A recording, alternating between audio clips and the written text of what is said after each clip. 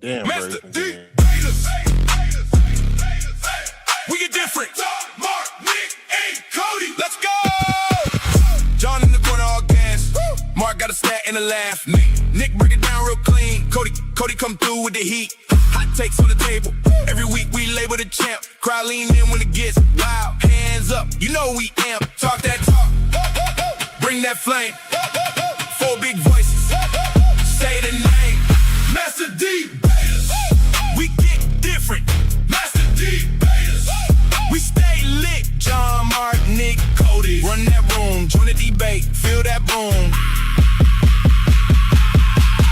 Mastah D-BATE. All right. Good evening. Good evening. Good evening. It's Tuesday. You know what that means. It's time for the number one debate show in the land. Welcome to episode 6 of Mastah D.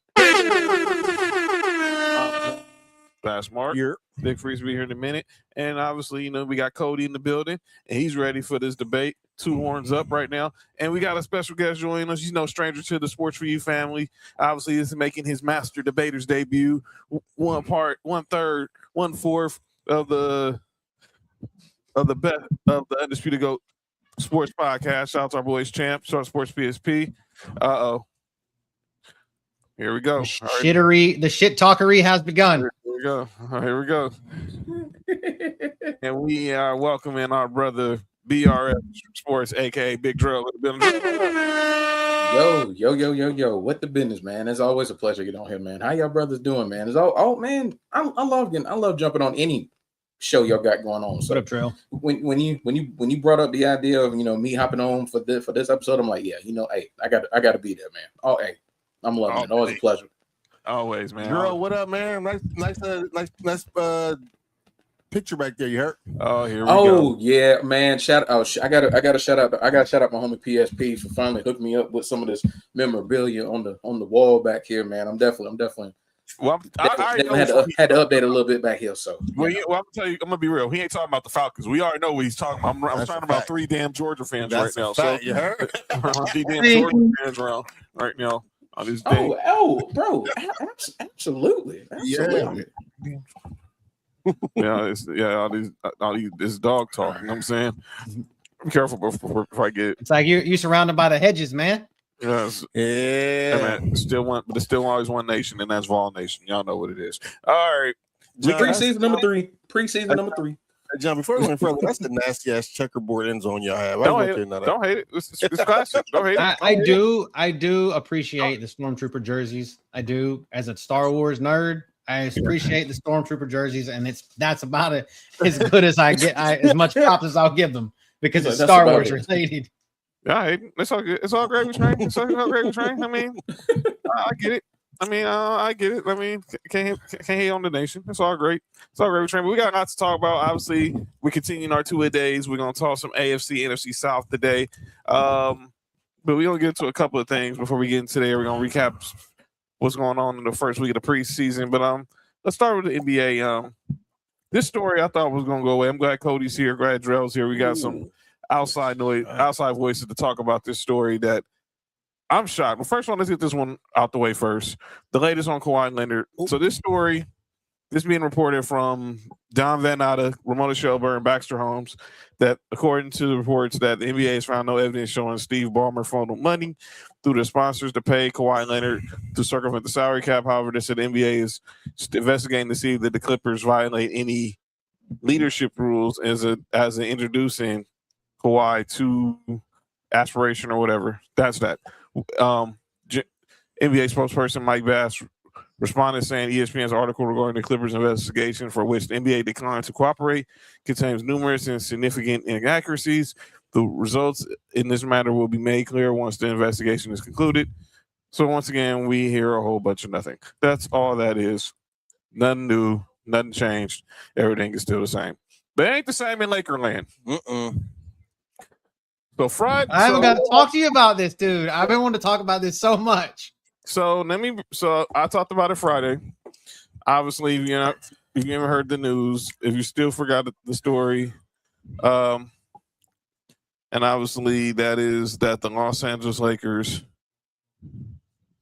obviously sold again. If you missed the news last week, they were sold to right there to Josh Kushner and Bob Iger for $12.5 billion. Small chump change, yeah. So now, and I was talking to this with Mark on Friday. Everybody's ready to jump ship off the Lakers because they obviously know. For those who know, Josh Kushner is the brother of Jared Kushner, who's the son-in-law of the current president of the United States of America. So hold up, JoJo. But yeah, everyone believes now that everyone believes now that since this dude is related to the president in some way, that this Y'all means gonna change your name to the Los Angeles 45-47s? pretty much. Come on now, get We're the out of MAGA, here. we're the MAGA Lakers now. We're the MAGA Lakers. Mm-hmm. We're the MAGA Lakers. We're gonna make LA great again. We're the MAGA Lakers now. Man, I'm like this, dude. First of all, like I said, and y'all know if y'all believe y'all won't, but Josh Kushner is a Democrat. He has no relationship with the president. He don't believe in his policies. He didn't vote for him in any of the 3 elections he was in. His wife is the same way. We all know who Bob Iger is. Was the CEO of Disney, married to Willow Bay, who's now the dean of broadcast of journalism at USC. You know, as y'all know her from Inside the NBA, from Inside Stuff fame. But this story just kept it's now taking another turn. The Buss family. So it broke yesterday that the Buss family have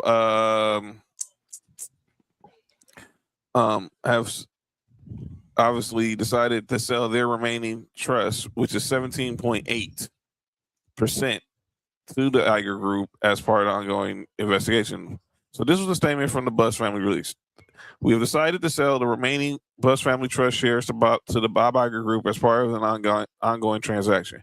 We love the Lakers fans, and will continue supporting Los Angeles, but it's time to use this opportunity to move and exit gracefully while we stand. Well, not so fast, my friend. Not so fast, in the words of the great Lee Corso. Jeannie Buss said, I got the gavel. I'm not afraid to use it. This statement, and it's obviously the print is very small. I mean, if I'll bring it to this. I'll bring it to this backstage. But that is a statement from Jeannie Buss's lawyer, who, by the way, is the second cousin of Barbara Streisand. And it's also Steve Ballmer's lawyer, attorney in this whole situation with Kawhi. So basically she's saying that Jeannie Buss, basically back from 2017, when obviously she ousted her brothers, that she basically has the final say on, and she overrules everything, any vote. So she's been pretty much outvoted by her own siblings, and it's coming back it's stuff that's coming back to haunt her from obviously how she fired them back in the day, and then when she got rid of her older 2 brothers, Johnny and Jim, and then now with the sale to Mark Walter, her younger sister Janie and the 2 younger Buss brothers, Joey and Jesse, who were very prominent on the scouting department side, have been outed. Now it seemed like it is the 5 Buss siblings versus Jeannie.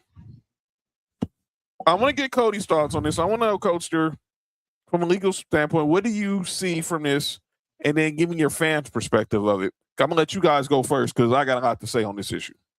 Well, I mean, first off, poor Shams.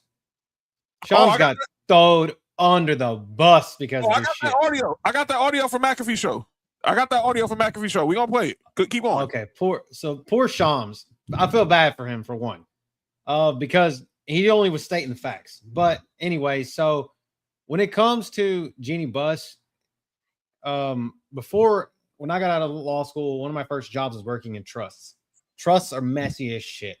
They're the messiest shit on earth, and they make people fight over things that shouldn't be really fought over. And in this case, when I haven't read the trust, which you could probably find. It's probably easy to find, and I don't know where she's getting the actual veto power unless she's like the trustee. Well, if she's the trustee, then at the end of the day, yeah, she can do whatever the hell she wants. Well, she but is it could be written.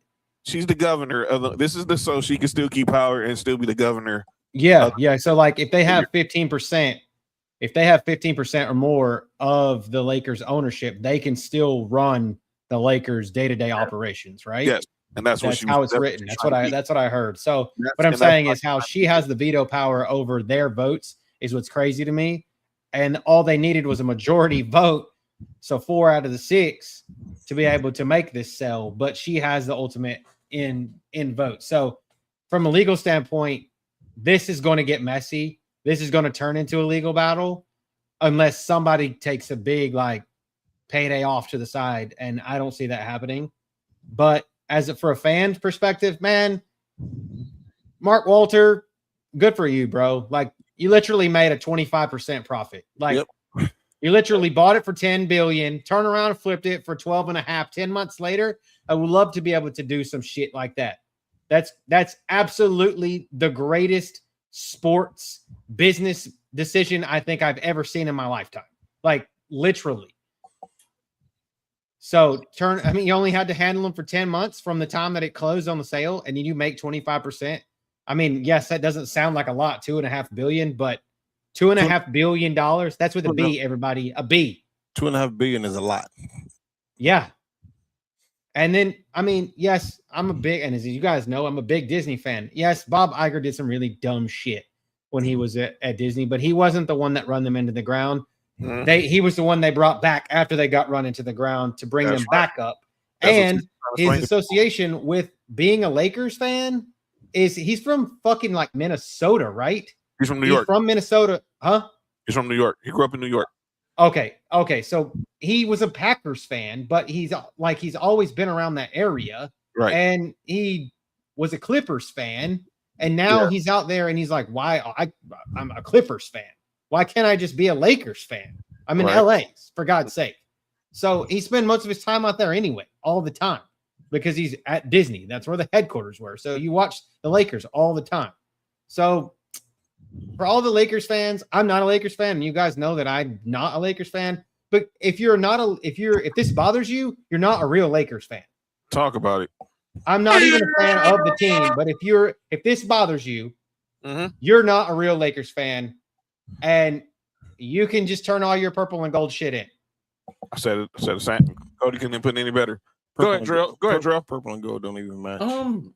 Just I've kept track of the story a little bit, trying to get little factoids from it, and just y'all actually like kind of like sitting down, kind of talking about it, analyzing a little bit from a definite outside fans perspective, because I'm definitely not a Lakers fan anyway. But at the same time, it's like I look at it from the standpoint of why wouldn't y'all want I understand the Buss family and just how synonymous it is with that organization, but at the same time, it's like new blood don't hurt.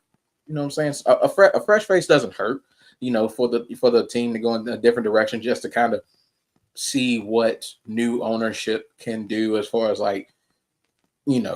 bringing it back to its full glory and prominence of what the Lakers was, as far as all the championships, just always just being in the hunt, just being around. So I definitely don't see a problem with this at all, just from an outside perspective. Yeah, and the legal side of it is just I'm definitely intrigued to see where this could go, as far as the way y'all were talking about it with Jeannie Buss kind of still being that last kind of I guess if you want to say that stepping stone to really get over, as far as completing the full on sale of it. I'm definitely intrigued to see where it goes, because it wouldn't shock me at all with a situation like this and the type of money that we're talking about. Yeah, like I say, within the next week or so, it wouldn't surprise me if we get not like a bigger story, but if it just was to just really kind of expand, and it just wouldn't shock me at all if it got really grimy within the next week or two, as far as trying to hammer all this out and everything. But just from what I know, and just talking from a fan's perspective, because when I look at me being a Hawks fan, and when the ownership that's there, with Jamie Gertz and Grant Hill and all of those people just all of them, that group coming in and getting the ownership there, it's something different when you when you've experienced like an ownership group for a long period of time, and especially me being in Georgia and seeing some of the ownership groups that we've had horrible luck in terms and like with not necessarily like winning, because we have had some winners, but just from the idea of like, you see all these organizations go out and spend all this free agent money and get all these big name people, like they're still in their prime, and we didn't always do that much. So it was kind of like it's always a breath of fresh air to get like new blood at the top, just to kind of at least have new minds and a new framework and just something different. So yeah, I'm with y'all on this, man. If you're a Lakers fan and you have any problem with the idea of new blood at the top, just to get a different perspective, just to see how things can go in a different route, yeah, I mean, you really shouldn't have a problem with this. If anything, give them a chance and just see what they can do as far as like being able to get the right pieces underneath them in the front office to be able to kind of develop a brain trust to just make it work. So I don't see any issue with it, but the legal part, yeah, it wouldn't shock me at all. But in the next 2 weeks, it gets bad. It gets bad. Go ahead, Mark. I mean, my stance still the same from Friday. None of this really matter, man. I hate to say it, but most owners in most sports Are conservative. Just call it what it is. And so it doesn't change. It shouldn't change you being a fan. Most people aren't fans of the owners anyway. Right. You know what I'm saying? I know sometimes you don't want to support certain things, but I don't think that's the case in this. And the Lakers brand is bigger than what their owners is anyway. Now the legal part of it, I'm not sure. I don't see if that's true. If Jeannie Buss can keep her 17% of it or whatever it is. Let me be clear. It's not her. It's a family trust. So it's not like it's 18%. So it's not like it's 3% split between the six siblings. The entire trust is 18%. Yeah, and then whoever it's the vote of it, huh? Yeah. I'm with Drill. It's about to get ugly in a minute. And it's been ugly. It's about to get ugly. It's about to really get ugly. Like I know it's been ugly, and we seen it here in LA. We seen some of it be ugly, but I think it's really about to get ugly. Because I think that Jeannie wants to keep the Buss name tied to the Lakers. Mm-hmm. Mm-hmm. And I'm not mad at that, because that's her pops. You know what I'm saying? That's the legacy. But for the brother, everybody want to settle off. It's gonna get ugly it's gonna get a whole lot worse before it get a whole lot better. I knew the moment I saw that, I knew this wasn't going to be an easy transition. Oh God, I just read the structure of the trust. I'm reading it right now. Okay, give me a second. I'm interpreting this legally as we're going. So keep going, John. Okay, cool. So here's my thing on it. I hate to say this, but this is karma coming back on Jeannie. You ousted your brothers, rightfully so or not. Now, I don't like how you did the other three, because they were actually the ones that were on your side. Your brothers were the ones who staged the coup back in 2017. It was Jim and Johnny. Setting the coup? Basically trying to stage the coup. Stage the coup so they can take over ownership of the Lakers in 2017, when she hired Magic, hired Rob Pelinka, fired Jim, fired Mitch, and fired Johnny. Jesse Buss was one of the lead scouts, who's head of scouting for the Lakers. Joey Buss was running the South Bay Lakers. And then obviously Janie Buss, her younger sister, was over the Lakers Foundation. They were the ones who sided with you because you're the oldest. You're the second oldest. You're the one that's been there since you were 19 years old. Fuck Magic. And then Fuck Magic. Relax. And then fuck Magic. Yeah, you good? Huh? You good? Nobody can hear you, right? You're not can hear you, right? I can hear you, right? Stay positive, kids. Here we go. All right. Back to the show. Back to what I was saying. And then Cody's gonna break down this trust. Now you basically when you decided to sell this share to Mark Walter. All right, Mark Walter was like, okay, we'll let you still roll in control, but now you lost really that control, because whatever Mark Walter wanted to do, you have no power on that. So that's when, obviously, we all know what's going on with Mark Walter. There's some stuff going on with Mark Walter that's out there, and They said it happened in 3 days. I believe it's longer than that. Probably give him about a week or two. It was probably like a week or two. They was probably talking to Bob Iger and Josh Kushner. And then it all came together real quick over the past weekend, over the weekend before last, and then boom. Now, it still has to get approved by the NBA, so it's just verbal. But this is Jeannie trying to, like Mark said, she's trying to hold on to her dad's legacy. Because after this, what is Jeannie Buss without the Lakers? Phil's wife. Oh, no. She's married to Jay Moore now. Jay Bob Moore's Sugar, wife. a.k.a. Bob Sugar. From Jerry Maguire. Go ahead. Sam, what up with it? What up, Sam? And like Drell was saying, I said it Friday, Drell.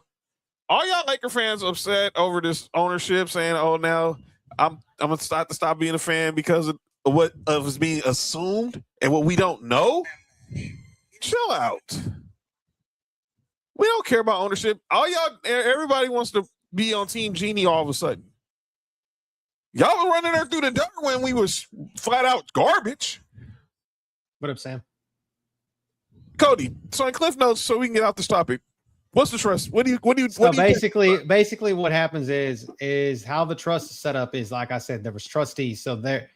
So basically when Dr. Buss died, he left the 66% controlling assets of the Lakers at the time to his 6 children, right?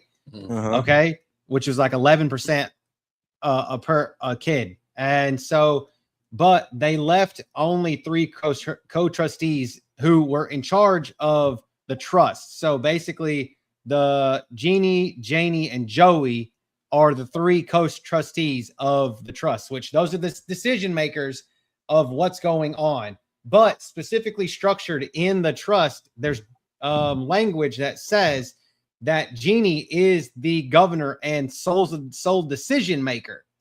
So what's happening is, the fact of the matter is, the co-trustees, which are the other 2, Janie and Joey, are supposed to have equal power to make decisions just like her. But there's this phantom kind of language written in there that made Jeannie,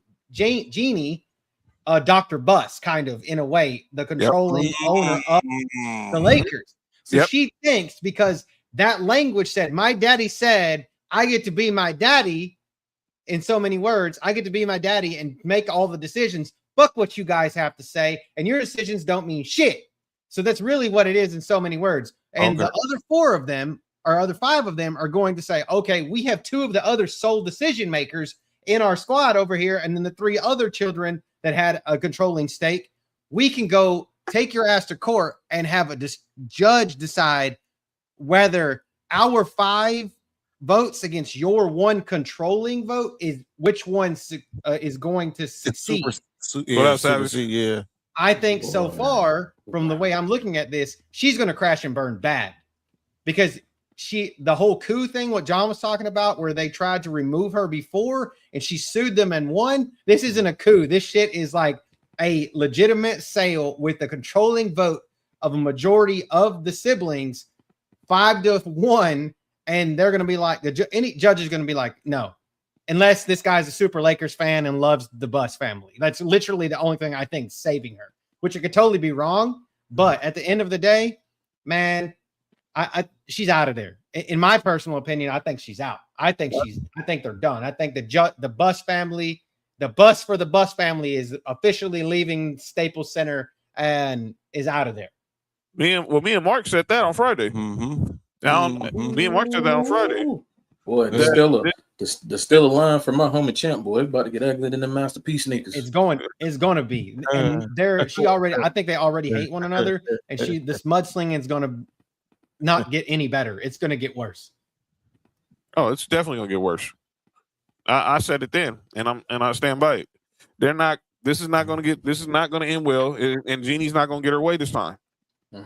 Money will bring out the worst in your family. Of course, it always does, Cody. Of course, yes. It always does. And real quick before we move on, just to add a little something to it, like, and y'all were talking about it, like, regardless of, like, I guess when she ousted them, regardless of how justified she was in the move or not, they're not going to think about how justified you were in the move. They're looking at it like you screwed us over, so now we finna do something about it. Yeah. So, whoo, boy. It's about to get. It's about Man, It's about to get real ugly. listen, I done seen families fall apart for way less. Oh yeah, for, yeah. for $500, and we talking about millions and billions. It's about to get ugly. It's about to. I mean, get this talking about value world they just changing sold. money. Just think they sold for 12.5 billion. The portion of it is 12.5 billion that they just sold for. So there's still a 17%, right? John, is what they still own. 18, 17.8, but 18. 18%. Okay, so you still say, what's another one? I mean, that's another like close to $3 billion or $2 billion They were saying that they're going to take off of this. They were saying that all the siblings to get 500 million each. Yep. And like You don't said, think her other 5 siblings, that's 250 million. I mean, $2.5 billion. Yeah. Or times the other 4. So, or $2 billion. You think that they're gonna No. not try to run you under the bus for $2 billion? They're gonna run the bus over you, back it up, run it over you again, Yes. back it up, run it Yes. over you again. They might try to kill you so they can get there. So they can get Now, Boy, I mean, it's crazy. I'm telling you, trustees are crazy. Listening to some of these, listen at these numbers and these totals that y'all throwing out is like, I ain't seen that much money in my lifetime, and they just throwing it around and like damn, okay. It's insane. What up, champ? It's insane. What up, champ? What up, boy? But we gonna keep an eye on this story because this is not going nowhere. But I do want to play a couple audio from it before we move on to the next topic. Hey, Ramona Shelburne, I got to shout out Ramona Shelburne. And can we change the Laker colors? Like, good luck fighting that. Purple and gold don't really match. Good luck fighting that battle.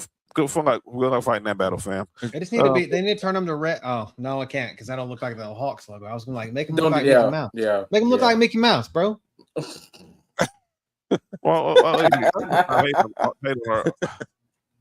Listen, I just said purple and gold don't match. So here, the Laker brand is so big, it just makes it seem like it match. So I want to play this. This was Ramona Shelburne. She's been covering the story since she broke the story, and obviously she's been having to update it by the minute. This was this morning on Get Up.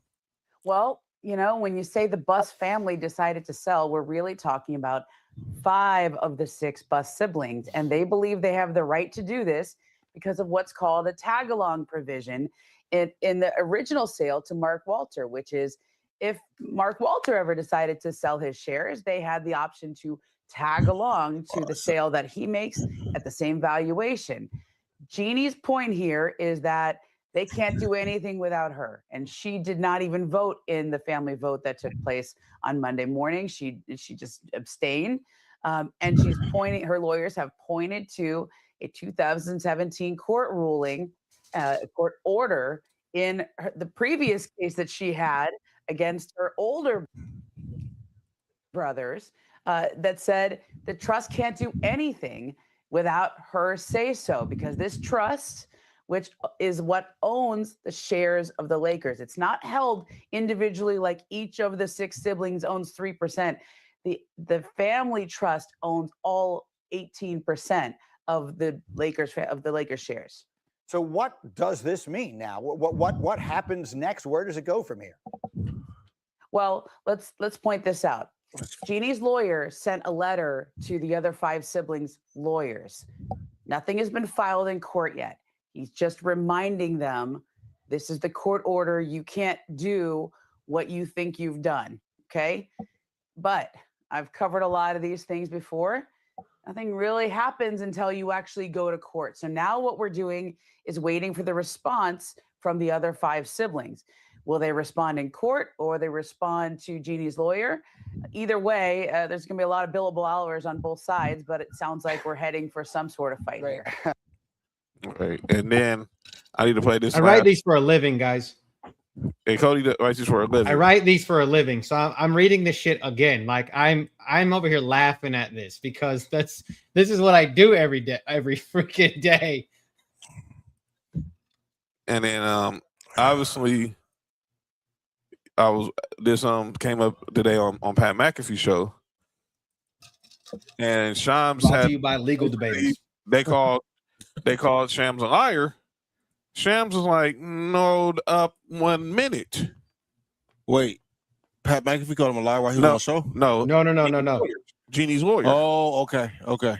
So this was Shams standing behind his reporting on the Pat McAfee show. And I do have to say that letter included my name in it, and which I found interesting. And I just have to make it very clear. Like, I fully stand by my reporting. What I reported was that there was a majority vote, at least 4 of 6 necessary to be able to close a transfer as far as the tag-along provision. And I had a statement from the Bus Family Trust. The first line of the statement from the lawyer said that I, quote, reported the 6 Bus siblings voted to sell. That key sentence right there is inaccurate. And so I fully stand by my reporting. I've handled every story with care, including stories with the Lakers as that statement continues. And I do have to say that letter included my. So that was that. So watch you told the attorneys, watch you call a liar. Why do they always get at Shams, man? Shams be on top of this stuff, man. Why do they always be getting on him? Because he's successful. That's it. Usually, He's not Waz. Because he's not Waz. That's why. Yeah. He's not white. He's not white. That's why. I'm just gonna be honest with you. I'm gonna throw that card out there. He's not white. No, he's not. He's not Waz. That's why. It is what it is. I'll throw that card out there as the white guy in this thing. So over the weekend, we had the Basketball Hall of Fame enshrinement ceremony. We had a loaded class this year. This is the class that went into the Naismith Basketball Hall of Fame. One person I can see that shouldn't be in there. Headline by Candace Parker, Shamika Holdsquall, Mark Stoudemire. His hairline for sure shouldn't be there. He shouldn't be there. Mike D'Antoni, Mark Few, Glenn Doc Rivers, and the 1996 women's national team. It's one person that stands out that shouldn't be in there. So I want to play some of the sound from the speech. I didn't watch the ceremony, but I saw some of the. You talking about Doc or you talking about D'Antoni? I'm talking about Glenn. I don't call him Doc. Doc is too much of a special name. I'm gonna call him Glenn. Mama name Glenn. We gonna call him Glenn. So might as well let's start with good old Glenny boy. That's what he's actually got. I got basketball cards of him, and it actually does say Doc. Though it was crazy. Yeah, he's got his nickname because he looked up to Dr. J. But mama named Glenn, we gonna call him Glenn. That was a dope part about cards back in the day is they actually would put the nickname on there. So I'm not gonna be. I could be an easily just petty hater and just be like, I don't want to bring up this team again. But since this is probably the last time, hopefully they ever hear their mouths ever again. It's like the 72 Dolphins. I hope this is it. And obviously, I'm gonna play the Doc Rivers, Glenn Rivers, whatever you want to call him. I don't want to call him at all. He talked about obviously his time as obviously the head coach of those damn Boston Celtics. He got KG a title for me, so that's the only credit I ever give the man. He didn't get KG a title. They will get that title no matter what. He was about to get fired if that big three didn't go over there. He's connected to KG, so it's like 7 degrees of separation, I guess. Here's that. These 3 guys beside me, man. Thank you.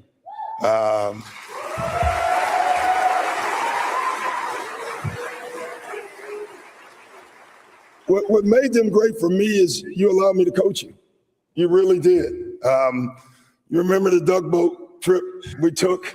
Tugboat. And Kevin wasn't real happy that it was 8 a.m. and we're getting on the tugboat. And I can't swear, which means I can't tell you anything that Kevin Garnett said.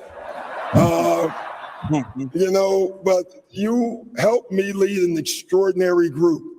And we had a great group. We had a group of characters, Rondo, Big Baby, Leon Poe. I mean, if I named the guys that we had on that team, and I needed a group to help with that group, and you guys are phenomenal for me, so thank you. the coaching staffs and members and front office guys, when we all get together, when you get that right as one, it's just an amazing thing. And we did that. That was game one. Seeing you three sitting here, man. When you win a title, and everyone in here who has won understands, it's like having a blood transfusion. And you are connected for the rest of your lives. You really are. And I want you guys to hear that and understand that. So thank you. That was Glenn Rivers. Hi. That was Glenn. That was He still got a job? no, he's unemployed. Good. Paul Pierce looked like he left his helmet out. Yo, Trell, relax. KG, I feel like KG wants to say "fuck you" the whole time, dude. Like I would. I just really feel like he does. Paul Pierce looked like he left his helmet at home. I would want to say it. All right, let me go to another coach who went into the Hall of Fame. Y'all gonna That have me was go Mike to hell D'Antoni. quick, bro. And Mike D'Antoni talks about, obviously, we know he coached the Rockets and the Lakers and the Knicks, but obviously we know his claim to fame was when he coached the Phoenix Suns. In Phoenix, we had incredible talent. Sean Marion, Quentin Richardson, Boris Diaw, Raja Bell, Joe Johnson, Grant Hill, and this guy, Amari Stoudemire. Man, Amari, he posterized so many people. His speech in the That's crazy. Then we signed this long-haired Canadian soccer player, Steve Nash. Steve, I am proud that your two MVP titles were won with the Suns. At least one of them. All of you guys are the reason why coaching is so rewarding. Good. Special thanks to my son's coaches, Alvin Gentry, Phil Weber, Dan D'Antoni, Mark Averoni, and to Brian Colangelo and Julie Fye, Rick Welts, for being instrumental in building the success. You know, it wasn't easy, but our players and coaches had the courage to embrace a different way of playing. And together, we influenced the game. Phoenix also gave me a lifelong friendship with this man, Jerry Colangelo. Jerry, for more than 20 years, you've been an advisor, friend. Thank you for your guidance and generosity and your remarkable ability to get us into Bianco's Pizzeria. I appreciate it. Also want to thank Jerry and Mike Krzyzewski for giving me the opportunity to coach with Team USA. You know, winning Olympic gold medals in 2008 and 2012, alongside some of the greatest players in the world and coaches in the world, was an epic experience. Tonight we have a very large contingent from the Phoenix Suns. He was assistant under Coach K. Thank you to Matt Ishbel and the Suns organization for your support. You have a special organization and a great city. All right. D'Antoni, that was Mike D'Antoni. I got partial respect for I like D'Antoni. I don't like the first coach that went in. He shouldn't have been in the Hall of Fame. I tried to find something from Mark Few, but there was really nothing out there for it really to talk about that was worth playing. I feel like the Basketball Hall of Fame just ain't it, man. Like I watched it and it just like there's no pomp and circumstance. Like I feel like out of the big three American sports, it's the worst. It is. Well, Cody, it's the worst because it's the Basketball Hall of Fame. It's the James Naismith Basketball Hall of Fame. It's not the NBA Hall of Fame. Yeah, every other sport have it's the NFL Hall of Fame. It's the MLB Hall of Fame. Hall. Yeah, I get it. I'm just saying, I just don't feel like it doesn't have the gravitas that it doesn't. It doesn't because they let people like Doc Rivers in. I mean, some of these dudes wouldn't even be allowed in the parking lot if this was because it's the Naismith Basketball Hall of Fame. A lot of these guys are thinking they're lucky stars. That even though they might not have had the greatest NBA careers, their collegiate career, their international career, shoots them right in. Yep. All right. Now I'm talking about D-BATE. I'm gonna give you a group of women who deserve to be in there. Facts. This group of women set the bar for basketball, and it's the '96 women's national team. Yes, sir. And that won the gold over in Drell's hometown of Atlanta back in '96. '96, which led to the birth of the WNBA in '97. So we want to play some. This is from It's a bad pass, Asia. from Lisa Leslie, who was the lead spokesperson for Team USA. You see on this picture, there's Don Staley, there's Rebecca Lobo, there's Lisa Leslie, Cheryl Swoops, Coach Val. I forgot the name of their coach, and then obviously there's Teresa Edwards. And one. Here's number 9. You know, I think having the opportunity to represent our country was major for us. And we went 52-0 prior to getting to the Olympics. We played every country on their home soil, and we beat them. But before the Olympics began, one story, we actually were in Russia, playing in Russia, one of the trips Cheryl didn't make. But that's an inside joke, but Cheryl didn't make that trip. We were in Russia, it was freezing. We had our sweats on and we played. We were down by 30 at halftime. And I don't know if all of you guys remember this, but we were down by 30 and we huddled. We went into the locker room and Tara was like, just take it a little bit at a time. Like, don't be so overwhelmed with it. But we put on a full court press. We finally warmed up a little bit and we came back and won that game in Russia. And I think moments in the trenches when you're down with your teammates and you look at each other and you decide you're not going to lose, that game always stuck in my head, in my heart, because I knew with these women, we were not going to be denied playing in front of the USA with 35,000 fans. USA. We wanted to hear our national anthem when that game ended, and we were never, ever going to lose that game. So I remember those moments that built us for that moment. And we're just thankful that we had the opportunity, that we had the platform to represent our country. It's the highest honor, I believe, of our careers. And we're just so thankful that the WNBA, the late, great David Stern, Adam Silver took hold and understood that we had an opportunity for women's professional basketball to thrive here in our country. And we're so proud of where we are today. Without these women, there's no WNBA. Lisa Leslie. Y'all remember that. To my fine gentlemen, I had to do a little research, and I wanted to pull up some stats for y'all about the '96 U.S. Women's Olympic team, because I wanted to talk to the world out there and just remind them of how dominant they were through that entire stretch. And it goes a little something like this: that, like she mentioned, the pre-Olympic tour record, 52-0. That's insane. Crazy. And then they go through the Olympics, obviously undefeated. So that's 60-0, 10 months between pre-Olympics and Olympics. 60-0. Average margin of victory, 29 points a game. God damn. They averaged 102.4 points per game, gave up 73.8 points per game on 57.2% shooting from the field. They are in the discussion as one of the greatest teams, men or women, ever assembled. Ever assembled. Just insane how good they were. Insane. That's insane. All right. Let's get to another of the inductees. We got, and obviously, this was, like I said, this was a dope class that went in. And let me go to one, and that was Amari Stoudemire. 2 clips I got from Stat. He talks about his 8 seasons. I'm gonna play this one. This was when it's talking about his 8 years in Phoenix. When I got to the NBA, I started learning the game. When you're a high school player, you're 6'10", you're athletic. Coach like, yeah, go out there and play. You got it, and you just go out there and do what you know how to do. But when I got to the NBA, I started learning the game.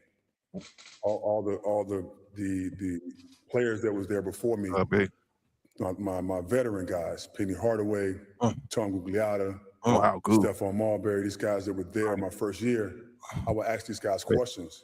And I'm the type of player that's going to ask executives questions also. I'm speaking to Eddie Johnson, who was a color commentator. I'm talking to the team security, Kevin Tucker.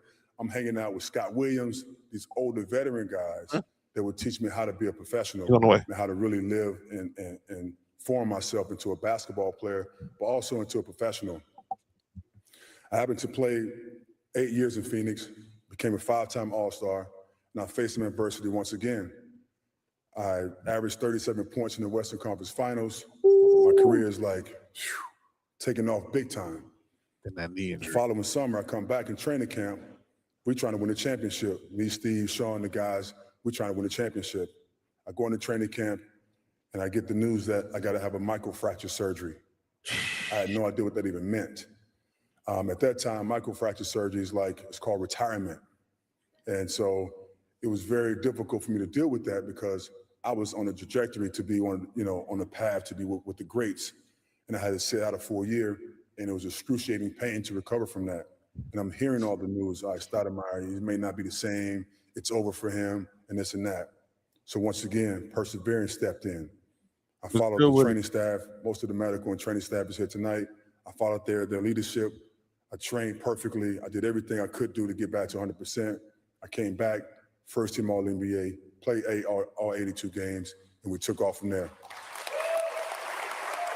That was the Steve Duncan too. Yeah, that was the Steve Duncan.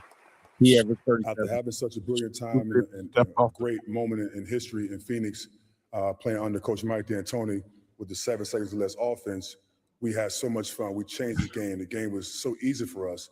We happened to adapt to the strategy of Mike D'Antoni. We started playing positionless basketball, and we just went off, and we went off to the races. Stat was the dude, man. Stat was that dude, man. That was that dude. I loved Maury Stoudemire. Like I said, I'm a Rockets fan, and I had a poster of that dude. I'm like posterizing somebody else on my wall, right next to Yao Ming and T-Mac. So it's like my friends would come over and be like, "The fuck you got a Maury Stoudemire?" I'm like, "Shut the fuck up! Shut up! Shut up! Don't disrespect him! Shut up!" All right, let's go to Candace Parker. Candace Parker. Well, first of all, I need to play this part. Hey, Mark, you gotta hear this part, dog. If I played Candace Parker's real speech, she made a reference that I think everyone was expecting, wondering was she going to reference, and she only did it the way she could. Eating pussy. No. You can say it hints at that. Oh, licking box. Quarter 4 changed teams, both literally and figuratively. Yeah.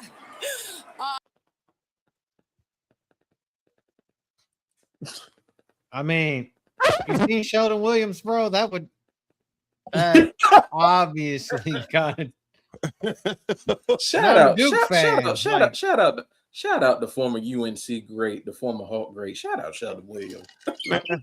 Well, Sheldon ain't no Tar Heel. He didn't go to North Carolina. He went to Duke. Yeah, he went to. He was a Duke fan. He was a Duke. That's why I said, as a Duke fan. My bad. My bad. He went to Duke. That's my fault. That's why Cody mentioned him. Freaking. That's my fault. Shout out to former Duke great. My bad. But still, he said Well, that's what Candace. Never mind.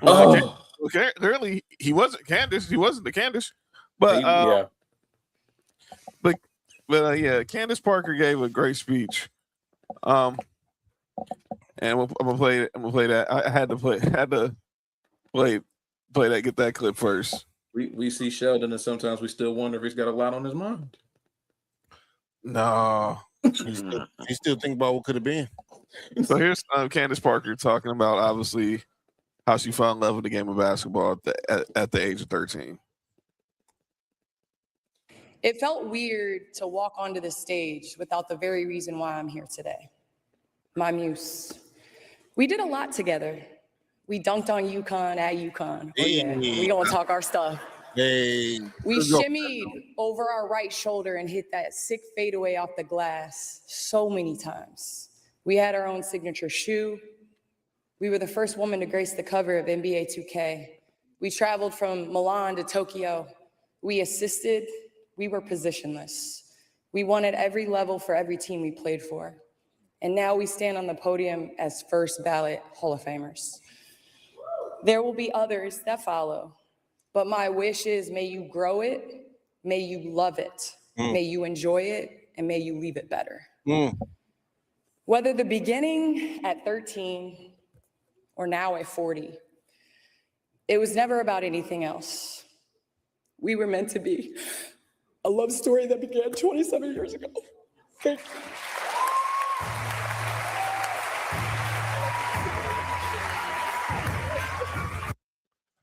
That's how she closed out her speech. But before Candace Parker, there was this one lady. I do want to ask. Go ahead. Where got Candace Parker as far as GOAT women who played in the WNBA? She's in my top five. She's in my top five. Because I'm for sure. I think I'm not gonna just say GOAT of all time. No, she's not. NBA WNBA players. Well, the GOAT was one of her presenters. That's what we just didn't mention. We mentioned her. She was sitting there as one of her presenters. That was Shirley Miller. But before Candace, that's for sure the GOAT of women's basketball. Oh yeah. And by the way, she had a dope line where she said she came in with She a didn't GOAT. play the WNBA, right? No. No, Cheryl didn't play. She didn't play in the W. She didn't play in the She WNBA. coached. Yeah, she was just might have been the greatest woman who ever touched. Oh the no, basket. I know, like greatest women's basketball player of all time is Yeah. Cheryl Miller for sure. But I was just saying, I thought we were talking about specifically of WNBA. Yeah, no, she had already stopped playing by the time the WNBA started. Yeah. So I would have. Asia Wilson's already my goal. Asia Wilson's already my goal. This is what Candace Parker had to say. We have a shout out to Asia Wilson during her speech, and it was also a shout out to the woman she came into the league with as a mentor, and that's Lisa Leslie. As I jumped on that scores table and I cradled that game ball like MJ and Kobe and took it all in, I realized, man, life really is full circle. The clock started ticking down, and I knew it was close to the finish line, but no one honestly is ever ready. Full circle. I came in as a rookie with Lisa Leslie and her greatness, unknowing how time has wings. And I got to pass the torch to a GOAT in Asia Wilson on my way out. All right, my next one is for. Oh my God! Well, y'all never saw Shamika Holdsquall. Hey, listen, this might be my favorite woman of all time. Y'all never saw. When she was at Tennessee, she was cold. And her speech, she was cold. She was at Tennessee. Again, shout out to Pat Summitt, man. Rest in peace, man. Fuck Gina O'Reilly. So I'm team Pat Summitt over here, yeah. So here's what Shamika Holds. Let me give y'all Shamika Holdsquall's speech talking about growing up in those Queens projects, and obviously where they would say girls couldn't play basketball. Before all of this, there was Astoria houses in Queens, New York. Astoria. Right. I want to thank the young men from Astoria houses and the Boys and Girls Club on 21st Street, because without them, I might not be standing here today. When I was growing up, girls were not allowed to play at the club. They told us arts and crafts were for us. But those young men saw something in me, advocated for me, and made sure I had a place on that court. I will never forget Ron Artest, now known as Meta World Peace, telling everyone, anyone tries to hurt, I'm knocking you out. But that was protection, that was respect, and that was belief. But before the world knew my name, they made sure I belonged. From that point on, my basketball journey always felt anointed. I was surrounded by greatness, by people who protected me and believed in me. I remember watching Speedy Claxton play at Elmcore, the rhythm, the confidence, the energy. That was New York basketball. Then in high school, I found myself on the court with Lamar Odom. Watching Lamar, I quickly realized that I needed to elevate my game. I had to make my inside-out crossover a little smoother. Being around greatness at a young age demanded greatness from me. I've never heard that before. I've never heard it before. Why? Like, I've been following this woman since I was a kid. I never heard her the New York come out. I've never heard the New York accent until just now. That's Queens. Queens crossover. Queens in the building. Yeah. Queens was in the building just now. Yeah, I heard it. Queens get the money. So shout out. I thought for the longest time in terms of women's college basketball, I thought for the longest time no one was ever going to pass her in terms of just how good she was. Yeah, how good but then once Pat Summitt left Tennessee, and then Gino Auriemma practically got the free ride to basically dominate women's college basketball. He just produced all these freaking beasts. Well, yeah, we can. That's another debate for another day. But I feel like Maya Moore might be the best player that came out of UConn. I think she is too. Speaking about another walking bucket, Elena Deladon. Oh, she's a hooper. The first woman to go 50, 40, 90 in the WNBA. She's in my top 5 WNBA players of all time. I stand by it. I'm not mad at that. Basketball, you gave me confidence. You gave me purpose. You gave me friendships that will last far beyond the game. You gave me a platform to leave this game a little better than when I found it. But maybe your greatest gift was teaching me to recognize greatness in places where no scoreboard exists. Tonight is an incredible honor and one I'll cherish forever. But tomorrow, the lights will fade. We'll trade our formal clothes for athleisure. The speeches will be over, and life will return to a beautiful, ordinary day. And after everything basketball has given me, I think that's my favorite part. Because somewhere along the way, I learned that life's greatest moments aren't celebrated in the standing ovations, but in the people waiting for you when the applause ends. Basketball, you gave me confidence. That was a walking bucket. So congratulations to all those who went into the Hall of Fame this past weekend. Except Glenn Rivers. Yeah, some of y'all deserve it, some of y'all don't. But I just want y'all to know how I feel. Except Glenn Rivers. I want to give one last WNBA topic before we get heavy into the football. I want to play this clip from Rick Bucher. Rick Bucher, and I think this is, and I'm gonna play what set this clip up. So this was Sunday during the halftime of the Fever and the Dreams game on ESPN. And I want to play y'all how Monica McNutt, Andrea Carter, and Chinelle Gumike are discussing Angel Reese's first half performance. McNutt. But it's actually Indiana that has 7 points off of the turnovers that Atlanta has created until we saw Angel Reese, shout out to our teammate. Angel Reese, in particular, her energy shifted. I thought when she got some of those easy baskets to go in the paint that, quite frankly, she had struggled with to open the ball game, that's when you saw this defense begin to pick up its energy, this Dream Squad to begin to play with a little bit more confidence. Yeah, athletes know it's not how you start, it's how you finish. And that energy is contagious because if you look at Angel Reese, she already has 7 and 9. She's already getting close to a double-double. But then also, if you think about, on the other side here, you're seeing the Indiana Fever, they're just being a little bit methodical as well, because I like these good to great plays. You see Caitlin orchestrating. It's like both sides are leaning into their strengths on this one. Let's go back to Angel really quickly, though, because she was part of the catalyst that you saw to be able to change things around. And she said to Holly, I just feel like I needed to take a deep breath and maybe stop overthinking some of these. Oh, I've been there. I've been there. Like sometimes the basket is too open. Right. She's used to getting double teamed. She's used to triple teams, and she's used to contact. And so sometimes when you see her, like, wait, what's coming? You want to look over your shoulder.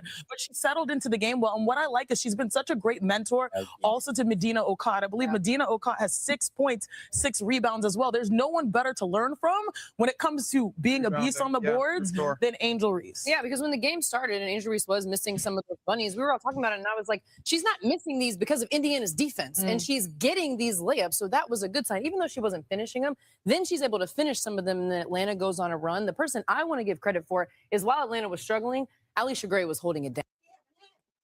What first half were they looking at? Now, I didn't watch the game, but when I last checked, Angel Reese was 3 for 10 at halftime. But a lot of times, John, and I don't watch the game neither, so I'm not speaking. She missed, and the highlights I saw, she missed a few wide open layups, especially that one on the fast break.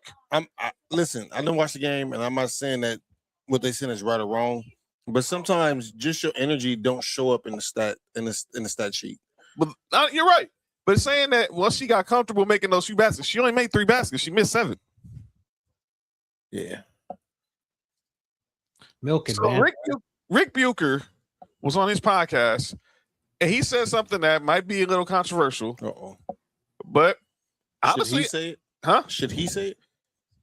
Oh, go ahead, John. I'll let y'all be the judge of it. But this was Rick Bucher on his podcast talking about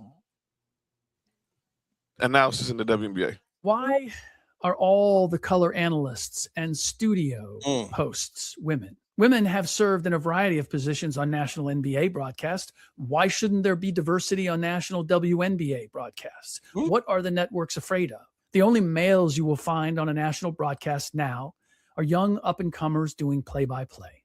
Is the WNBA not worthy of being discussed and dissected by a variety of voices and perspectives in the same way the NBA is? There are some smart basketball savvy women, both in the studio and the broadcast booth, but I don't hear a whole lot of differing opinion or debate. It all comes off as safe and monotone and cookie cutter, especially when it comes to controversial topics. All of it feels like a girls' club, the media protecting the league from real scrutiny or critique. I'll ask again. What are they afraid of? Why are all the color analysts and studio? So Rick Bucher is wondering, as Nick Freeze gets settled in a second. Who made that shot? I think it was Ryan Howard. That why is it that we don't have any male color analysts in studio and on games, but we have them when it comes to the women? Color, I didn't say color. Relax. No, that's Drell. Yes, it is. Drell. You can't hear your headphones again. But Drill, somebody excited to see you, Drill. Hey, we can hear it. We can hear Nicholas. Biggin, that my homie was happening. He said, "That's my homie. What's happening? What's happening? What it do? What it do? Man, another day in life, bro. Can't complain, Big Nick boy. Always good to see you. You ever talk about these damn Falcons? Huh? Are you okay? Trust me, we gonna get that. We are definitely going to get to that. We'll save that for this next hour. What up, Shade? But that's what Rick Bucher was saying. He's talking about me. I need two more assists by Ryan Howard. So she gets 2 more assists. You need to let me know, John. Oh, she's not about to get that. It's 40 seconds left. Game over. I ain't even watch the game. I ain't shit, know we were putting it on Vegas like that. Becky Hammond got ejected in the first half. I did see that. Jack Baby's on the break. Yo, you good? Well, there goes that one. Damn. But anyway, take my hand. Hi, Sonny. What up, Sonny? Wait, where? When you started already? At Taco Bell, yeah. What days you working? Because I'm coming to ask for the shift leader. Oh, because I'm about to start some trouble. That's I'm going to bet, and I'm walking out there with a Mexican pizza. Wait, what does that first say? That's us.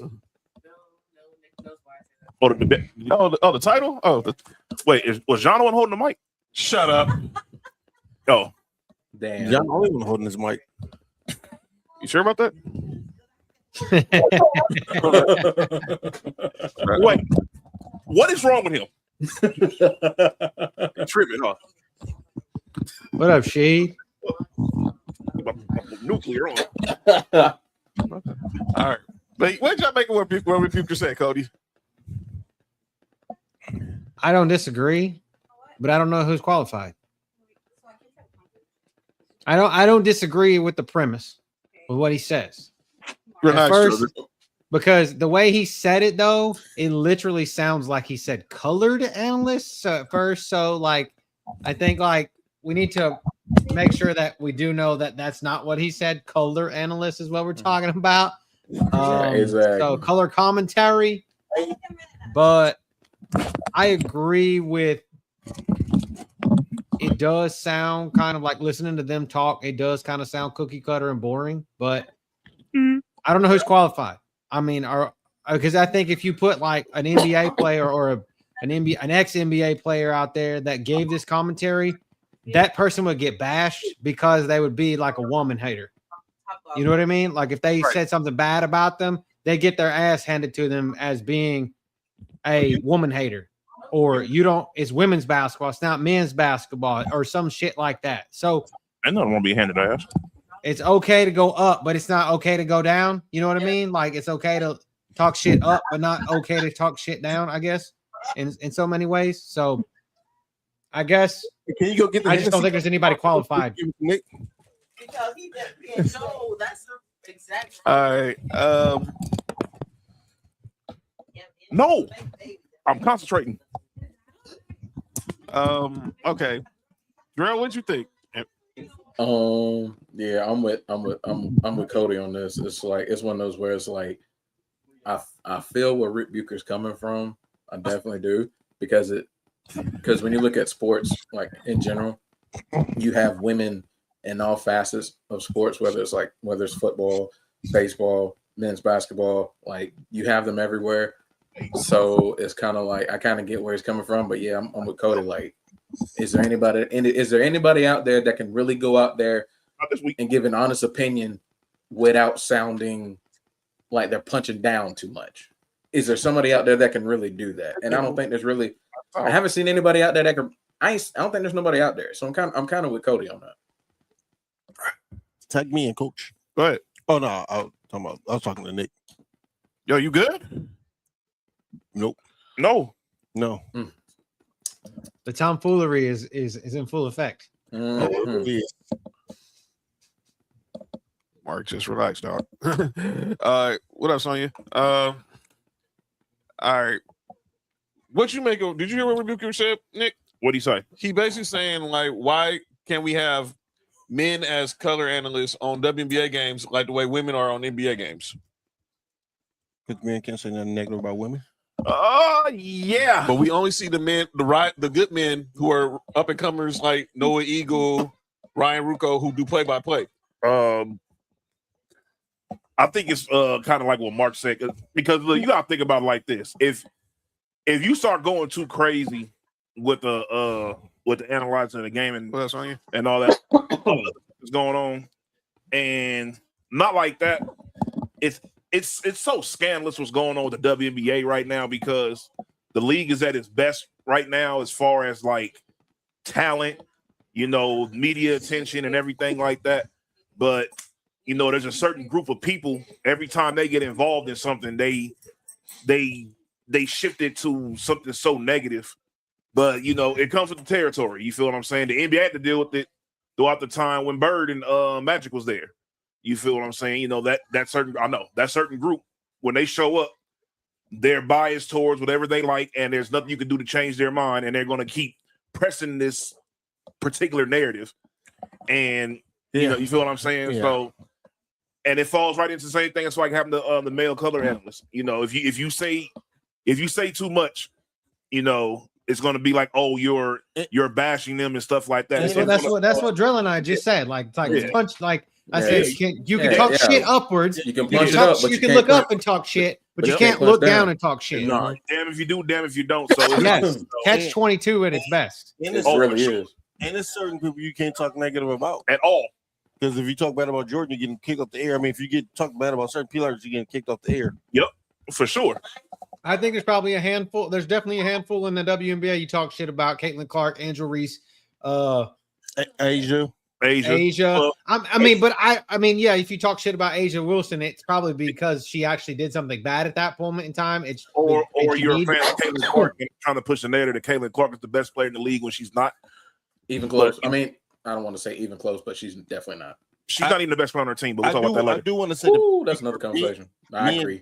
Me and John was talking about this. Indiana has been playing at a WNBA record pace for the past 7 seconds or less. Like, I know. Yeah, they've been going crazy. Dog, I watch a lot of WNBA games this year, and here's the thing, and I keep saying this every time I have to criticize this person unnecessarily because of her fan base, but I enjoy watching Caitlin Clark play. The last game when Angel Reese, I don't know what the hell she was thinking when she missed that layup, like she always does. Yeah, Lord, please work on that off season. What? The mic and drill, please. Yes. The mic and drill. She been working on the mic and drill. No, she hasn't. That's what she No, told she me. hasn't. Mark, don't No, you she dare. hasn't. No, she has not. That's what I mean about. No. She's not working on nothing. But But it's not just her. It's a league-wide thing about missing layups. I was just watching. Yeah. We was watching game of that. I seen like 3 missed layups. you want to know? You want to know why? And this is no for real. This is one of the few things I know about the technical part of basketball. You notice when they go for layups, they don't go wide. They just go up. You feel what I'm saying? They don't go wide for their. It sounds crazy, I know, but they don't go wide for their layups. They just go straight up. And there's a lot of time. Mark, chill out. That is insane. This dude is insane. But you feel what I'm saying? So it's like they need. It's something in that little thing like that can change the whole trajectory of everything that they do. Excuse me. All right. Yeah. So it's like, for sure, that's exactly what it is. But yeah, I can't believe that the WNBA is at this point, and I love it. and I hate it at the same time because there's so much negativity that comes with it. But that's the nature of the beast. You feel what I'm saying? You can't have the good without the bad. Exactly. Hey, look, all pub is good pub, good or bad at this point, especially at the point they are in their existence. Is everybody all right? Actually, this dude, he the one with the problem. But but Caitlin Clark definitely second best player on our team. And the back to I said about that game. If you watch that entire game, Aaliyah Boston and Kelsey Mitchell, they did not play too well in the first half. Caitlin played okay. She had an excellent third quarter, and she completely disappeared during the fourth and overtime. I don't know what the hell happened, but she's so lucky that she has Aaliyah Boston and Kelsey Mitchell, who absolutely start going crazy in the fourth quarter and overtime. Kelsey Mitchell had 29 now. And the thing about the Indiana Fever, which a lot of fans tend to forget sometimes, is like when we get to playoff time, and when we get to when you're playing up against really, really good defense, they know how to attack the Indiana Fever backcourt. They know the key to get them off that game. There's because people want to defend Caitlin Clark. Well, it's like, well, not a lot of people. Why does Caitlin Clark get the kind of defense that she gets and not everybody else? It's because they know she's not the greatest dribbler in the world, and you can make her turn the ball over. That's why they play That's why they play defense on her the way they do. If you blitz her, she as a Hawks fan reminds me a lot of Trae Young. Reminds me a lot of Trae Young, because it's like he's got some handle. He can't handle the ball, but if you get up on him, he can give you a 6, 7, 8 turnover night, and she's the exact same way. So when it gets late in the season and it gets to the playoffs, that's why I don't think the Fever's going to win a championship, because the good defenses are going to know how to attack them. So it's different when you got to play these teams back to back, and that's crazy. Exactly. Yeah. When you're seeing Atlanta's defense, when you're seeing Golden State's defense, when you're seeing Vegas's defense, it's a whole different ball game. Atlanta is a very good team. Yes, as a very good team. Yes, they are very good, and see, that's the thing about Angel Reese that pisses me off. Even with Meba Mallory, she had a good game today. It's like, damn, like, why can't you have these type of games more? And the thing is, you have these games against like some of the best players in your position. But it's like, I feel like you play down sometimes, or either the pressure of you playing against Caitlin Clark gets to your head too much, and you fuck your game off. But there's certain nights where she looks like they actually run the offense through her, and it's crazy. There are certain nights she looks like a top 5 player in the whole damn league. And then there's a night she gets a fever. Well, her at her best, you can run your offense through her. Yeah, she's got to make them. She's a really good She's a really good passer. Mm-hmm. And she's a good decision maker. It's just her offensive game is unfortunately the weakest part of her game, because she's a great defender. She's probably the best rebounder in the league. You feel what I'm saying? So even without the me-bound, she's still one of the best rebounders in the league. So it's like, she needs to work on that part of her game like extensively. Like I don't know if it's gonna get any better. I think it might just. They can't. It needs to be effort. I'm gonna be honest with you.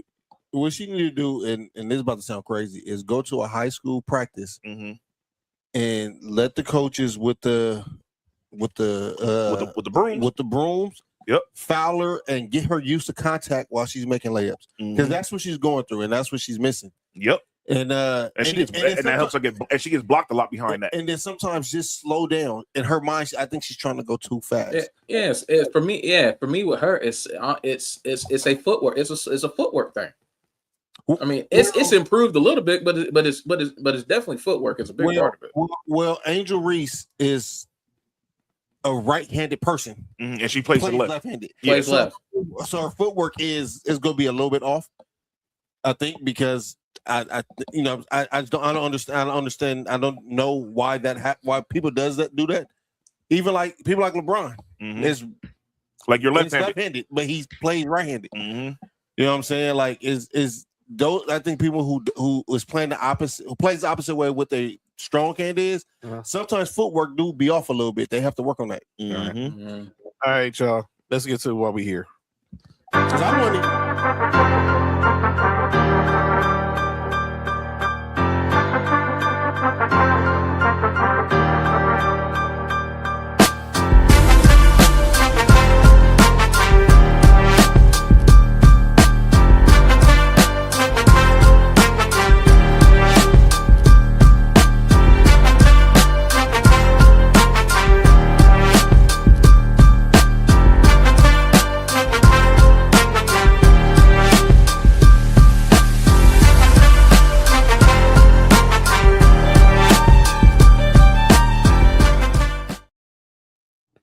All right, y'all.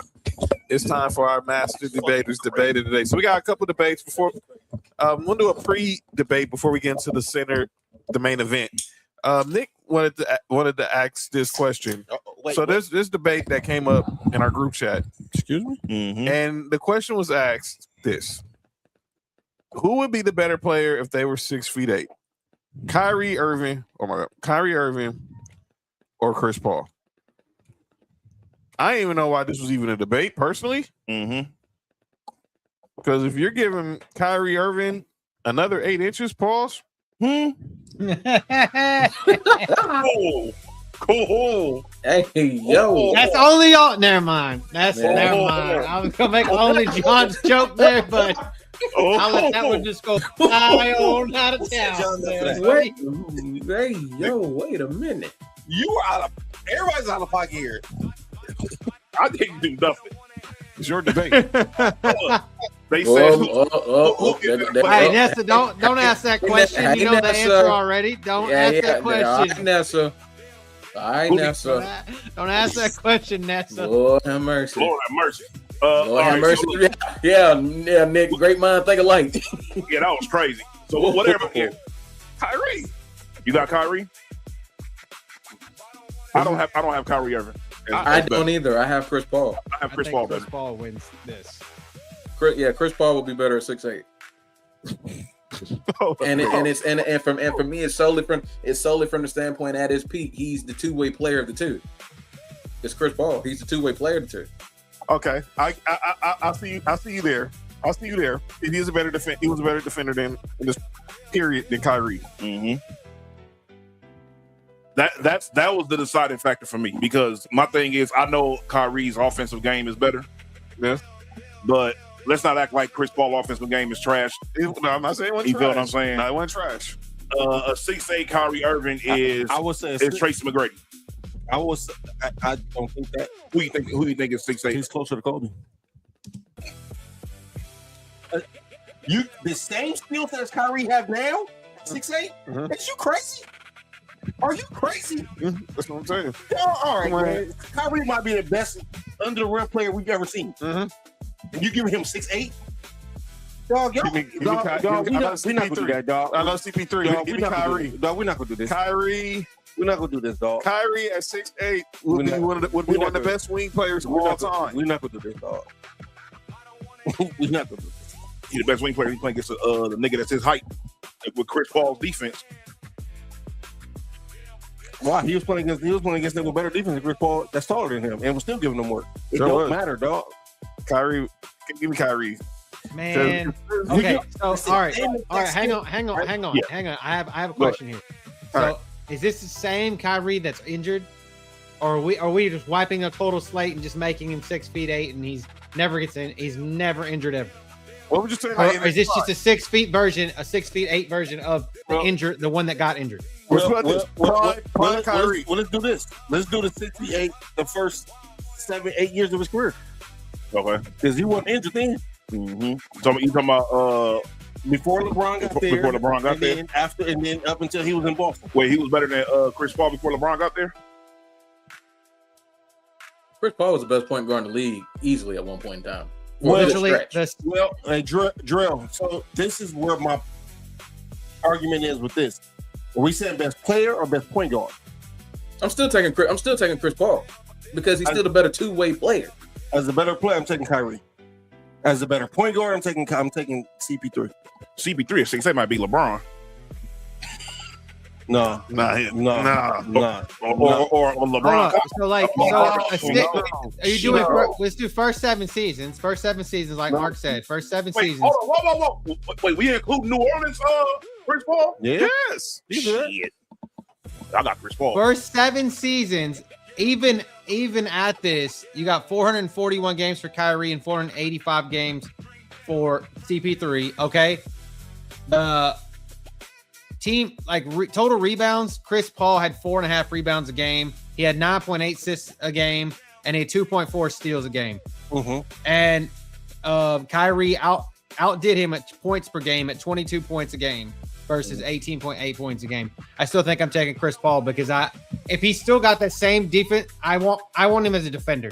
Yep. I'll take the defender and I will close your 22 points and a half. 22 points.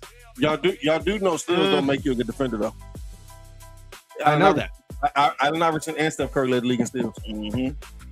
Yeah, but they wouldn't get all NBA, all defensive first teams like I'm not saying they are, but what I'm saying is I think Kyrie. I think Kyrie. My thing is the fact that when you're taking those first 7 seasons and you look at the points per game, and it's only 22-18, when Chris Paul wasn't a score first guy and Kyrie was more a score first guy, and the scoring ain't that much separate, and then you add in the fact as far as the rebounding with CP3 and the defense. For CP3 is twice as much as it is for Kyrie. That's what I'm saying. I think the gap in everything else for me with it's like the war argument in baseball. Like the gap in everything else with me for CP3 is why I'm taking CP3. Drill, who you got as the GOAT in basketball? Michael Jordan. Where you got LeBron? 2. Is it close? Yes. Okay. Just to me, it's close. It's close. Some people make you think like it's not close. No, it's close. It's close. And to me, it's the same thing. The points per game is close, but LeBron averaging more than everything else is the same argument as what y'all saying about CP3 over Kyrie. Right. But for some odd reason, Jordan has the advantage over. The reason why I say Jordan the GOAT is when I look at Jordan's peak and I look at everything he's accomplished, and he did it in basically 11 full seasons, is why I go with Michael Jordan. But if they both playing point guard at 6'8", no. Jordan peaks where you won the first championship. I don't think both of them playing point guard at 6'4". I think Chris Paul is playing point guard. I think Kyrie's playing shooting guard. I think Kyrie gonna be a small forward. Yeah, I think he'll be a wing player. Tracy McGrady. At that point, he'll be two different. He's Tracy McGrady. He's with Kobe. Yeah, taller than Kobe. Way taller. He's gonna be Kobe. You got the skill set. What Kobe say about Tracy McGrady? He do everything I do, but he's 6'8". That's Kyrie Irving. If we go prime T-Mac, never mind. Prime T-Mac better than never mind. Prime T-Mac better than who? Both the niggas on this damn picture. Yeah. Okay, and that's not close. That is not close either. Okay, and that's not close. Hey, I'm about to say Prime T-Mac better than both niggas in this picture. And I like T-Mac, but I think Kyrie's skill set is closer to Kobe's than this T-Mac. I agree with that. Yeah. So basically he'll be a mix between Kobe and T-Mac. So he'll be Paul George, but better Paul George. He'll be Paul George with Kobe's mindset. No, he'll be Paul George. He'll be Kyrie Irving. He's better. Kyrie Irving better than Paul George. Never mind. All right, let's get this. I've never heard you guys milk a Duke guy that much. Can I clip this? Hey Cody, he didn't go to Duke. Hey Kobe, he was at Duke as long as we was. hey, he still went to Duke, so that's all that matters. All right. Hey, Cody, I'm gonna be honest with you. There's an exception to every rule. That might be the Kyrie went to intercession, man. That might be the most biased when it comes to intercession. Him and Grant Hill. Grant Hill, and Jay Will. Yeah, it might be the most biased. I would say I would be with come to Duke players. All right, fuck Jay Will too. Let's get to this debate. I hear my Duke was crazy. Yeah, insane. We got the NFC and AFC South to talk about, and we're gonna talk about quarterbacks. The South got something to say. They do. We should have had that clip ready. Shout out to Andre. But I should change hip hop. Talk about that later, huh? Ain't been the same thing. Still Atlanta still running shit. Yep. That's something. That's a conversation for another day. Folks won't admit that, but we'll get that. The trap music scene still has a strong chokehold on not just absolutely. But it's not just trap. It's Atlanta music in general. But it's Atlanta music, period, though. Yeah, they got it in a chokehold. Yeah, they even got pop artists doing it, but it's a whole different story. Go ahead. So here we go. So Cody got this graphic here, and Kendrick. Talking about the QB ones in the AFC and NFC South. So we're going with our guest Drell here. We're going to start in the NFC South, and we got to start with his team. This is a terrible quarterback. Who is the best quarterback in this division? We gonna answer the question, but Drell. These are last year's numbers, by the way. These are. And I actually made sure I checked them correctly this time, so there shouldn't be any errors. Anybody finds an error, let me know. Hey, you look very accurate. Hey, Drew, no disrespect, but you might have the worst quarterback in all the South. Which one? Well, I mean, when you have when you have two quarterbacks, you have no quarterback. So I mean, That's that's right. what I'm There saying. you go. That's the That's whole right. saying. That's right. And people got to remember that Daniel Jones didn't finish the season. Tyler Shuck didn't start the season, and Venus Meister did not finish the season either. What did you say, Cody? What did you just call him now? The Phoenix Meister. The penis meister. Okay. Nigga, what? Hey man. I'll say this about Michael Penix. I personally do still think he has the most upside of any quarterback in the division if he can stay on the field and play well. But that's a whole nother conversation. I understand the other side if he can actually like. You know what I'm saying? If he's, I feel like our team has the most upside if he's the starter. I mean, for me, it's easy because I know they're trying to be all like, well, Tua is the veteran and all that, but I feel like Penix should ultimately start. Hey, I mean, it should be him. Hey, Drill, when I said you had the starting quarterback in the division, that's who I meant was Tua. Yeah, most definitely. When I heard we signed him, I'm like, what the hell are we doing? But best quarterback by default for me is Baker. It's got to be Baker. Yeah, for sure. But I am liking what I've seen lately out of Bryce. I'm really starting to like what I'm seeing out of Bryce, and I appreciate what Tyler Shuck did when he came in and he became the starter for the Saints. And it's like, and I've already talked about the Falcons. I feel like the upside is with Michael Penix. It's not with Tua. I mean, it's that one shot of him with the finger point at Tua. It's like the new meme of the summer. The millennium. The millennium. Used for a long time. Yeah. But yeah, I think off of just default and the way he looked the first half of the season before Tampa really went in that rut, but he was still, yeah. It's for me. It's Baker, the best quarterback in the NFC South. But Bryce Young is like Bryce Young nipping at it. But it's Baker Mayfield. All right. Let's talk about the Saints. What was your thoughts on Tyler Shuck after he came in for relief? For who did start? Rattler, Spencer Rattler. It was Spencer Rattler. It was Spencer Rattler before he took over. Blake Griffin twin.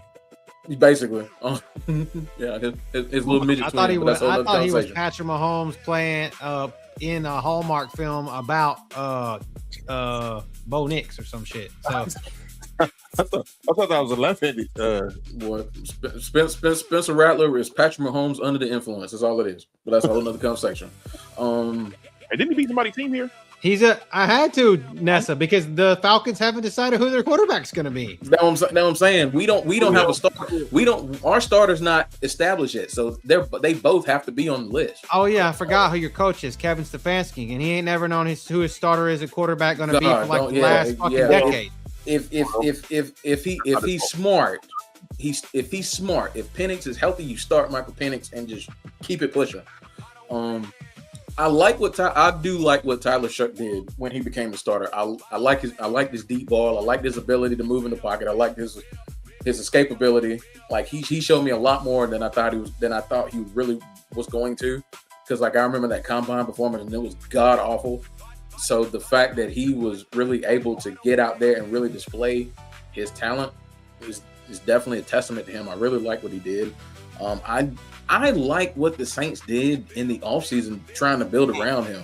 I mean, they lock up Chris Olave, and then you bring in Jordan Tyson, you bring in Oscar Delp. I mean, they did a lot. They did a lot for that offense. So I am actually expecting the Saints to really I'm expecting them to do a little more on offense this year. My question with the Saints is that defense. Cam Jordan is still there, but we know he's getting up there. But he wasn't even gonna. He had to resign. Like he had to exactly. So. He had to resign. He not long ago resigned. So I think he'll take another step this year because like I said, I like the New Orleans front office really kind of wanting to invest in him being the starter and being able to really get some offensive pieces around him, like bringing in Travis Etienne. Nobody's even really talking about that. I love them going out and getting him. So now you have a legit 1-2 with him and Kamara. You have a legit 1-2. So I think Tyler Shuck should take another step. I think he's gonna be good this year. And you know what's crazy, Drill? Mm-hmm.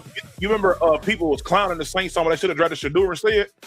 I remember. Hey, I was one of them too. I was clowning him for that. And Tyler Shuck, hey, I give it to him. He shut me up. I was one of them saying that. Well, you got to think. Tyler Shuck only played 11 games, and he averaged over 200 and something yards a game in passing. Had he played all of them, like all 17, he'd have had closer to Baker's numbers than what he has now. Yeah. Oh, absolutely. He would have been like. I've seen him already. He might have. Well, 2, 3, 8, offensive rookie of the year. Had he started the full season, was a very winnable. Would have been a very winnable award for him, and he damn near won it in the limited starts he got. So. All right. So. See, let's talk about Bryce Young. So they win the division last year without a winning record, and obviously this was the year he actually took a step forward in Dave Canales' system. And obviously that was that last game of the season. They got the division over Tampa. What's next for the Panthers going forward with Bryce Young? I personally think with the hype they're coming in with in the offseason, they have to win this division. The hype they're coming in with, like with what they did, and they did lose. Now Nick Scorton is going to be a big blow for them, losing him for the season with an injury. But you have Tech McMillan, who was amazing for him. Jalen Coker's an underrated wide receiver, and like he's really good. Xavier Legette for me has been one of my big disappointments since he came into the league. But I would definitely like to see him take a step. I think with the Panthers, for me, the Carolina Panthers are that team that's like everybody's getting on the hype train about, but it wouldn't surprise me if they missed the playoffs because it's just something about them that I don't trust. I don't know what it is, but it's something about this team that I feel like they're gonna falter at some point, whether it's the defense giving up one too many big plays or Bryce Young going back to rookie Bryce and making too many bad plays and turnovers and stuff like that. But I feel like with them, they have to win this division this year to really kind of justify, all this hype that they're getting. Because you look at how they played the second half of the season, you look at that playoff game as far as they almost put out the LA Rams before they could even get to the NFC Championship game. So they're coming in this season with a lot of hype. I'm expecting.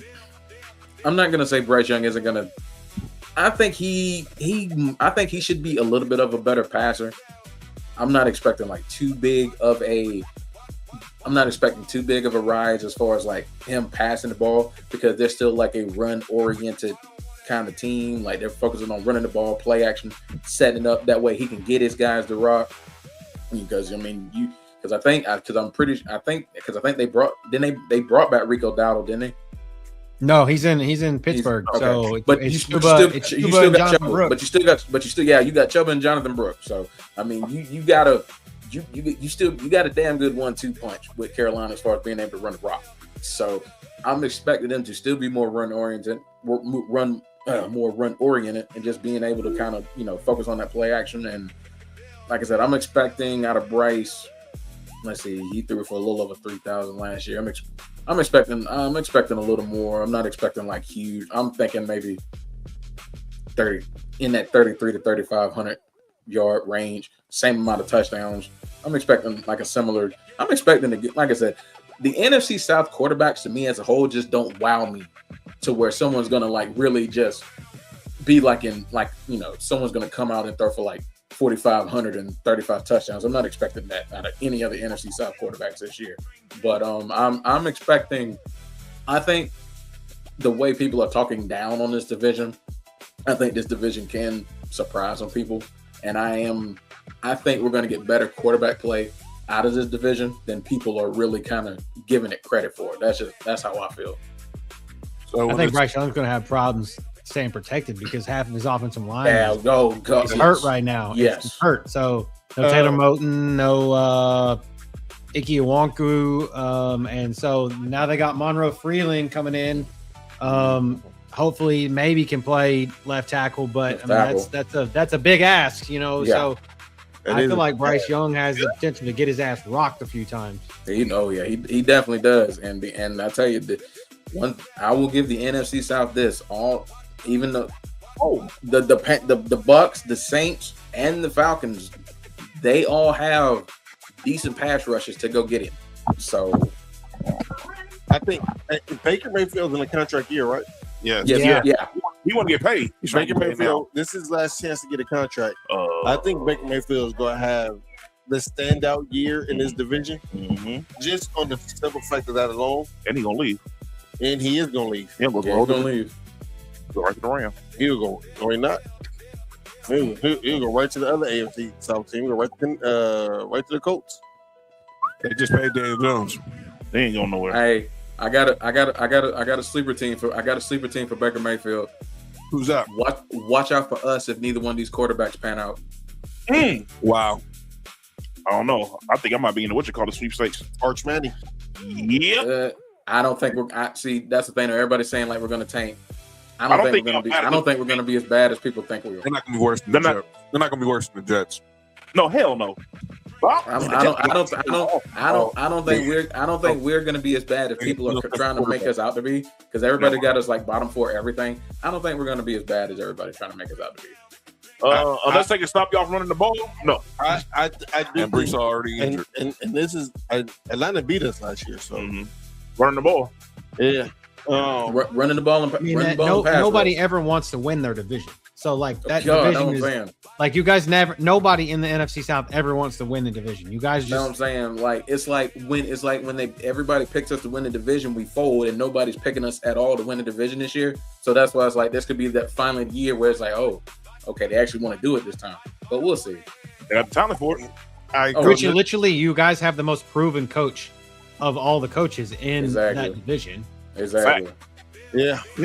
But two-time coach of the year. So yeah, but at the same time though, it's even with having him and having all the talent we have on that squad, even with losing James Pierce and Jalen Walker on the defense particularly, even with all that talent, you still gotta do it. Right. So let's rank these quarterbacks, and then we'll get to the AFC. I think we got Baker 1. Bryce Young 2. I don't have. I got Shuck 2. I like Shuck better than I do Bryce Young. I gotta see more. I'm with Nick, but I'm not mad at it. I'm not mad at it though. But I'm not mad at it. I'm not mad at it either. But I want to see him in year 2 in Kellen Moore's offense. Yeah, and already we saw today, no Jordan Tyson for the first 2 months of the season. Yeah, dude was injured a lot most of his time in college. What you think's gonna happen when he gets to the NFL? That's hate. I'm just saying, but it's true. And they say, well, it wasn't the same hamstring that he injured in college. It don't matter. Okay, they never paid this to Todd Gurley hurt.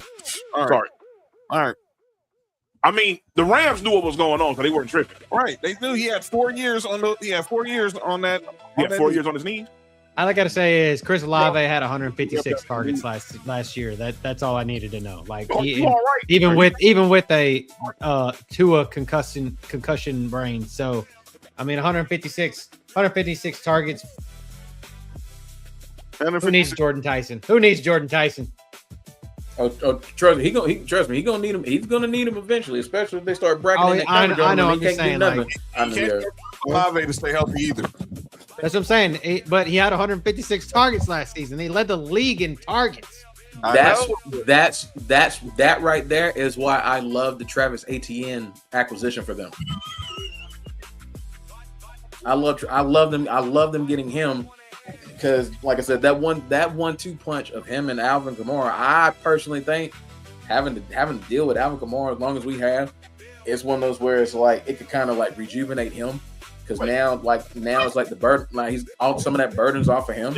So I think that Travis Etienne pickup is gonna pay some dividends for New Orleans. So for me, my second quarterback is Tyler Shuck, then Bryce Young, and then Michael Penix. Yeah, Because and Tua's not worth talking about. Yeah, Yeah. We're not talking about the backup quarterback at this point. Yeah. All right. But I can see if you can put this is just going forward. Dante Moore or Arch Manning. Oh man. In Atlanta. Or anyway, go ahead. Sorry. Let's go to I know Falcons fans don't want to have to suffer through another season. I personally, as a Falcons fan, I want Michael Penix to take the reins on this job. I'm tired of us drafting quarterbacks. I want Michael Penix to actually take the reins and actually take this job and really do something with it. I'm tired of having to go in the draft and looking for a damn quarterback because I feel like it's going to be an endless cycle until we land on somebody. I think we might actually have something with Penix as long as he stays on the field. I think I'm ready for him to just take the reins because I think he's uber talented. So that's just how I feel about him. Hey, Drill. Yeah. Hey, there's a quarterback in Southern California that'd be perfect for y'all offense. I think not yet. He'll be perfect for y'all offense. Yeah. And that's this receiver looks. Never mind. All right. This for next week. All right, Coach. Yeah, but I definitely see where you're coming. I see where you're coming from on that, Nick. Yeah, he would be a good fit for us. Yes. Let's go to the AFC. Cody, obviously, your quarterback has been under a lot of scrutiny lately for his regression, and that postseason he had last year was very bad. That's why they didn't win. Yeah, it was atrocious. We all thought that Liam Cohen wasn't ready for the job, but he proved it. He beat us. I know he was a good coach. He was just weird. Jaguars. Liam Cohen obviously comes from Kentucky. He also was under McVay, and then I was was that the Bucks too? So yeah, he was in Tampa. So now he had a good first year, and maybe Trevor Lawrence was like a world competent quarterback. And then you go to Daniel Jones was having a resurgence. He was having a great year. And then tears his Achilles. Him and what's the running back name? Jonathan Taylor. Just got paid. I don't know. Hey, they look different. Jonathan Taylor's like, never mind. Him and John Taylor together was crazy. That offense. $88 million to Daniel Jones, though. They gotta pay somebody. That's way too much. They shouldn't have paid Daniel Jones. Who they gonna pay? Anthony Richardson? Up to $100 million in incentives and $50 million guaranteed. I don't believe in Daniel Jones. Franchise tag him. I don't believe in Daniel Jones or either one of them quarterbacks. Anyway, go ahead. They did tag him. They did. Pause. They did give him a. Did he get like the transition? I think he got the. Did he get the transition tag? They gave him the transition tag. Wait, no, we're not. Mark, Mark, you really got to calm down right now. No. I hate people, man. Well, he hate us. That's crazy. Yeah, but he didn't sign it. He didn't sign it. They put it on him, and he didn't sign it. I ain't gonna lie. I don't want no transition. I don't want no transition, as Mark says. I ain't gonna lie. Getting a Zay Wade contract is crazy. So he didn't transition. Get a what? She said we're not paying Richardson. We weren't talking about Richardson, man. We talking about Danny Dimes. Anthony Richardson is gonna be on his way out. Yo, Nick is gonna be on his way out. Anthony Richardson needs to just suck it up and turn into a tight end. He needs to transition into a tight end.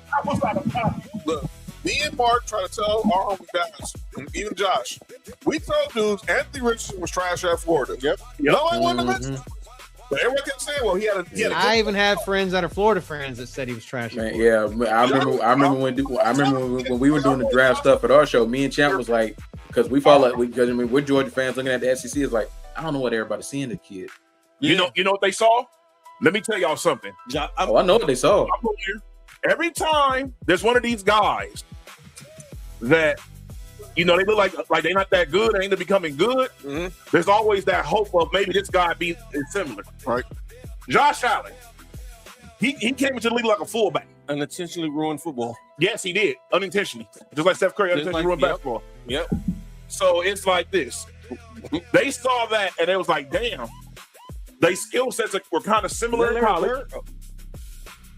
Are you all right? They saw the similar skill set in college and said, hey, maybe we can go ahead and take this guy up over here, and maybe he can turn into the next Josh Allen. And guess what? They were 100% wrong. 1,000% wrong. Because he's not accurate worth a shit. Neither was Josh Allen, but Josh Allen had one thing. Well, he had the strongest freaking arm in the damn league. Well, Josh Allen also had bad receivers at Wyoming. So I mean, shit. I mean, we wouldn't know he couldn't throw the damn ball at Wyoming either. No, he did. He threw the ball. He just okay. He was a Tebow thrower hurt. Should have been a Bronco. Who? Josh Allen? Yes. Who y'all drafted instead? Bradley Chubb.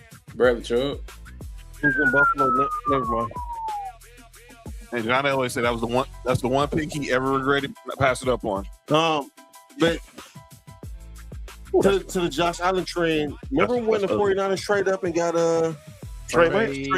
I don't know what. Nigga, I tell you what they thought. Nigga, I tell you what they thought. Yes, they thought the same thing. They thought the same thing. There's a big difference. He has no skill. The nigga's not fast. None. He can't do any of the stuff that they was doing in college. They thought it was Kaepernick. Black and white. Look, me and Will, our practice drill, Cody. So, me, Mark, we get into this argument all the time with Will's pops. Because Will's not our boy Will's a Niners fan. His dad's a Niners fan, and he calls us stating the case that he felt that Trey Lance didn't get a fair shot. No, he's trash in Frisco. I'm like, no, he's trash. He just wasn't that good. He was a reach. They see this dude in practice, and Nick and Mark know this. Mm-hmm. The other 52 know who the QB1 is. Mm-hmm. Let me tell you something. The best thing that ever happened to John Lynch and Kyle Shanahan was the fact that they drafted Brock Purdy with the last damn pick in the draft. Mm-hmm. Because if they didn't draft Brock Purdy and the shit that let's look at the people that could have drafted instead of Trey Lance. That's the shit that's killer about it. Yes. If that situation doesn't happen, they are fired and probably never have a job in the league ever again. And quick crazy Trey Lance story real quick. If I remember this correctly, we were getting ready. We were about to trade up to get him, but the 49ers beat us to it. They draw a favor. They did draw a favor. Did us a huge favor. They could have drafted Trace. They could have drafted Jamar Chase. They could have had Micah Parsons. Exactly. I'm just gonna tell you that I can end this whole Trey Lance debate like in 3 names: Carson Wentz, Easton Stick, Trey Lance. That's all you should know. North Dakota State. That's it. Wait, what happened from North Dakota State? I'm just saying I can end this Trey Lance debate in three things, in 3 names: Carson Wentz, Easton Stick, and Trey Lance. Trash. I told y'all Carson Wentz was overrated. Fast. Sorry when he won. Never mind. Dog. The people they could have drafted instead. Why Eagles always win Super Bowls with sorry quarterback? Never mind. Go ahead. Y'all go ahead. They built the whole entire team except for the damn quarterback. Y'all go ahead. Because I'm going to get in trouble with Jalen Hurts again. No, yep. Well, she got a couple more weeks for that happen. That's fucking crazy. That's terrible. All right, anyway, the best quarterback in this division is Trevor Lawrence. Right now, I gotta say it's Trevor Lawrence. Until I see right now you have to say Trevor Lawrence. Are y'all tripping? No. CJ Stroud. It should be CJ Stroud. No. I don't trust CJ Stroud. Y'all wild. No, I fell into this trap once before, and this is not a homer take. I've seen Trevor Lawrence. I've watched Trevor Lawrence, and I was the biggest proponent of Trevor Lawrence about 2.5 years ago. I don't give a shit what Liam Cohen does for him. He was great coming out of college.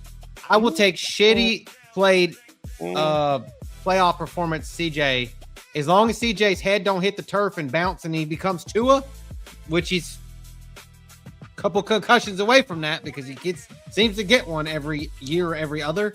But this CJ Stroud, that I've seen in the offseason is different. It's a different CJ Stroud. I don't know what was. I think last year he let that Micah Parsons going around the world, all that bullshit and fame that he had the year before go to his head, and then he just choked out. And then I was not the biggest fan of the way that our offense was run last year. I was not, because one, we only had one tight end, to be honest with you, and now we have 3 good ones. I mean, Schultz is good, but I love the kid out of Michigan. Mm-hmm. And that kid out of Michigan, the Michigan kid, Marlon. And I think you're gonna see this offense look a lot more like the Rams with the Colby Parkinsons and Tyler Higbees, as opposed to the shit that you've seen from us in multiple years. I'm just afraid now. Jaden Higgins went down hurt today, so that's our wide receiver too. So I don't know. This might be something that we have to monitor, but hopefully, all things considered, he's not injured, and Nico doesn't have to take all the bulk of all the receptions, which he should anyway. But and let's hope that Tank keeps progressing, and Tank Dell is back to form as he was before he got hurt 2 years ago, because dude was so good. But I hope his ship hasn't sailed. But I hope that was gruesome. I'm gonna say this: the Texans have a championship defense for sure. Yes, they have a Super Bowl defense. They have a Super Bowl winning. Not just getting their Super Bowl winning. Oh, yes, they have a Super Bowl winning.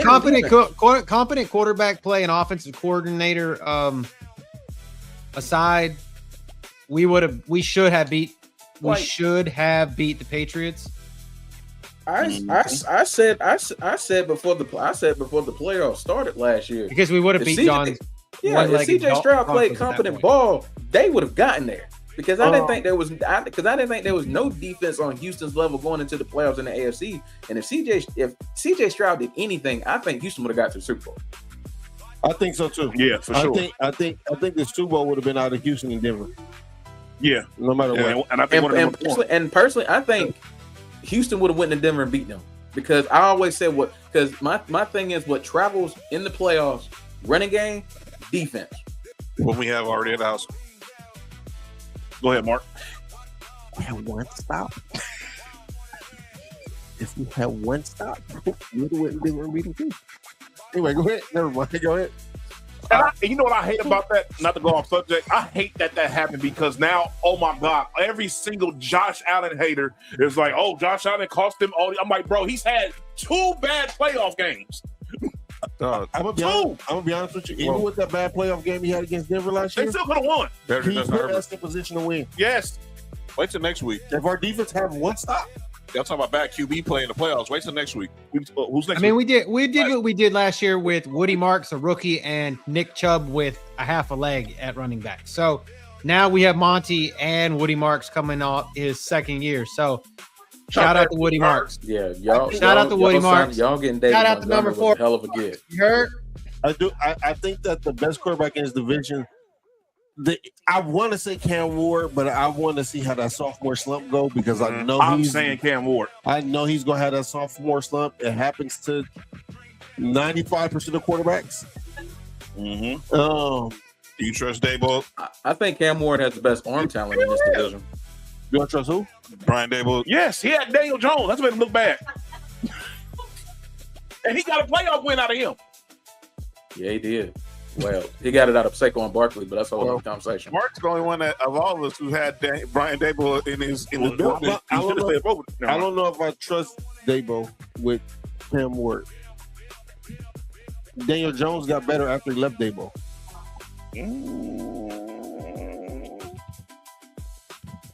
I mean, Daniel Jones got better when he went to Kevin O'Connell. That's what I'm saying. Once he left Daboll, he and this is no shot at. I think Brian Daboll was in the perfect time, perfect position, perfect place with Josh Allen and Paul and Stephon. Oh, crazy! Especially involving him. Especially Stephon Diggs. Yeah, but I think that was the perfect equation for that. I just think Cam Ward is going to have a solid year, but I think it's not. I don't think he'll take the next step until year 3. His offensive line sucks ass. Yeah. Who they running back? Who? Tennessee. Tony Pollard. Tony Pollard. Yeah, nah. I think he'll take a Tony step back. Pollard, and they're splitting another splitting carries him and Tajay Spears. Well, Yeah. I'll tell you this as far as Tennessee. I'll tell you this as far as Tennessee goes. Carnell Tate's going to be an offensive rookie of the year candidate. Yeah, I don't disagree. Yes, because he is nice. He is They would've very got him. nice. I love that would have been a big help, and he got one up. They got the receiver. But we'll see when he plays against starting defense. So, Yeah. we'll see. We'll see. So I got the reason I went with Trevor Lawrence is I normally would have went with CJ Stroud. I think CJ Stroud's has been the better player, but the way he played in that playoff game, I need to see if that was just a blip and not a trend. Because Trevor Lawrence only playoff win is against the Chargers. Well, you can't help it. The Chargers helped a lot in that game too. Justin Sherbert. Yeah, 27-point lead, and y'all let Trevor Lawrence come out and look like the second coming of Joe Montana. Not Justin Sherbert. That was wild, dude. I was with my buddy Brad, who's a Jags fan, and we were watching it, and we left the place that we were at, the bar, at Disney. We were at Disney. My wife, his kids, my daughter. We were there. We left that shit at halftime when they were getting their ass kicked, and we left and went back to the hotel. And Trevor Lawrence comes out like sunshine on the fucking Remember of the Titans. Yo, Ronnie Bass. Everything about that was funny. What? The Justin Sherbert and then the look that you got, it was the craziest shit in the world. It's soft. Oh, it's soft. Trash. He still. All right, never mind. So, Cody, you get to give a good pep talk right now to your Texans. Wait. And this book. Nick, who'd you have as the best quarterback? I got Cam Ward. You said Cam Ward. Yeah, I got Cam Ward. Who'd you say? Bro, you said Trevor Lawrence, right? Yeah, I see. For me, it should be CJ Stroud, right? But he's got to come out guns blazing, ready to go.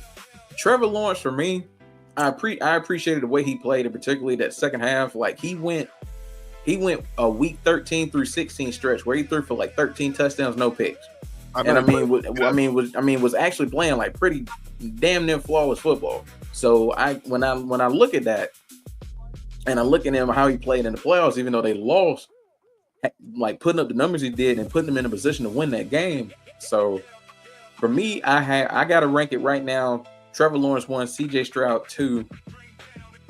I'm tempted. I'm tempted to put Cam Ward 3 in front of Daniel Jones. Me personally, I saw Cam Ward. I think he's got the best arm talent in the division out of all the quarterbacks. Some of the throws that he was making were just quarterbacks shouldn't be making some of the throws that he was making last year. It was ridiculous. And I do like that they gave him a receiver in Carnell Tate who can go out and get some of these balls for him. Will it be enough? We'll see. But I would go, I would go Trevor 2, Trevor 1, CJ 2. I would personally go Cam 3, Daniel Jones 4. All right. As long as we all in agreement that Daniel Jones is the worst quarterback, we all right. Yeah. I'll go. It scares me though that he did what he did in 13 games. Personally, because I'm one of those people that always hate playing the Colts. I don't mind ever playing the Titans or the Jags because I don't feel like it's a trap game. But anytime that we play the Colts, it's a fucking trap game. And for some reason, for years, I have PTSD flashbacks of T.Y. Hilton just torching the fuck out of us. And then you add the fact that even though they had to overpay for him, they bring Alec Pierce back, and you saw what Alec Pierce did in less than 50 catches. So, hey, which quarterback in that division has the most help on offense? The most help? The most help? Yeah, who got the most weapons on offense? Honestly, for me, it's Houston. CJ got Nico. He has. You got Nico. You got David Montgomery. You have Dalton Schultz. Dalton Schultz. You think about Jacksonville. They still got Brian Thomas now. Parker Washington. It's a Colts because they literally have the best running back, top 5 running back in the NFL. It doesn't matter It's literally the Colts. They traded Michael Pittman to the Steelers. They don't have the best one. They have the best running back. That's about it. They have the best running back. They don't have the best collection of And weapons, you don't though. think Tyler Warren? No. Tyler Warren's the best tight end still. in the division. Oh! I thought you were talking about the running back. Hold on, my fault. No, Tyler Warren. Oh no, he's nice. The tight end. Oh no, he is nice. Tyler Warren and Jonathan Taylor are the best running back and tight end in the division. I still think I'm gonna get the edge of Houston. Oh no, Yeah, I'm still rolling with Houston though. I think Houston, from a depth perspective, can just roll out more. I just think from a depth perspective, they just still like. I know Jaden Higgins got hurt. I just think they can just roll out more on the field. Nico is the best receiver in the division. Yeah, without a doubt. Yeah. I'm good. Nico is the best weapon in the division. Yeah, for sure. Who's the best? So who's the best quarterback in all of the South? In all of the South? Oh, probably Baker Mayfield. Gunnar Stockton. Boy, stop. Boy, stop. Not the Southeast Championship, dog. This ain't the SEC. We say that for 2 weeks from now. First of all, you ain't putting nobody in Georgia because y'all say y'all not winning championships. Well, never mind. As long as we got Mike Bobo there, we ain't trying to win championship. So bubble screen. Bobo, you hurt. Bubble left, bubble right. I'm telling you. The Bobo screen. The Bobo. And he ain't got Zachariah Branch to bail him out on them shits anymore. Yep, man. Never mind. Hey, you ain't got to I ain't gonna say nothing about him. You already know, Mark. It's gonna sound like hate. I think Baker. I'm gonna go Baker. Wait, what? Baker's the best quarterback in the Oh yeah, for sure. Out of these two divisions. Yeah, no doubt about it. I agree. CJ. Then I'm going Bryce Young. I have Baker. I'm just going with my gut instinct. I'm gonna say Baker, CJ, Tyler, Cam, Bryce Young. Wow, you taking Tyler over Trevor Lawrence? I'm not a fan of Trevor Lawrence. I don't think Trevor Lawrence is that good. I don't think he was that good in college. I agree. I'm gonna keep it real. I don't think he was that good in college. I think the best we seen of Trevor Lawrence was last year. Yeah, for sure. Or the year they beat the Chargers. What is it? 20 points? 27. What happened?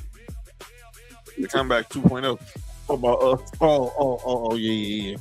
We talking about Sherbert and Company. Yeah. All right, ladies and gentlemen. Baskin Robbins. That is our debate for the night. So let us know. Coming in a couple of free Master Debaters on X and Instagram. Who y'all think the best QBs are in the South, in the AFC, and the NFC? Next week, we conclude our two-a-day. We're going to keep talking two-a-days on Friday, but next week we'll conclude it with the West We're not playing and the best running backs. Y'all should have drafted. Yo, where the hell did Nick go? Y'all should have drafted a project number 5. Yo, the Nick just Crazy. Just think about this. CJ Stroud. There's 2 guys drafted here in the same draft, 1 and 2, and in the one that took his job should have been at 5. What? Say what? Think about that.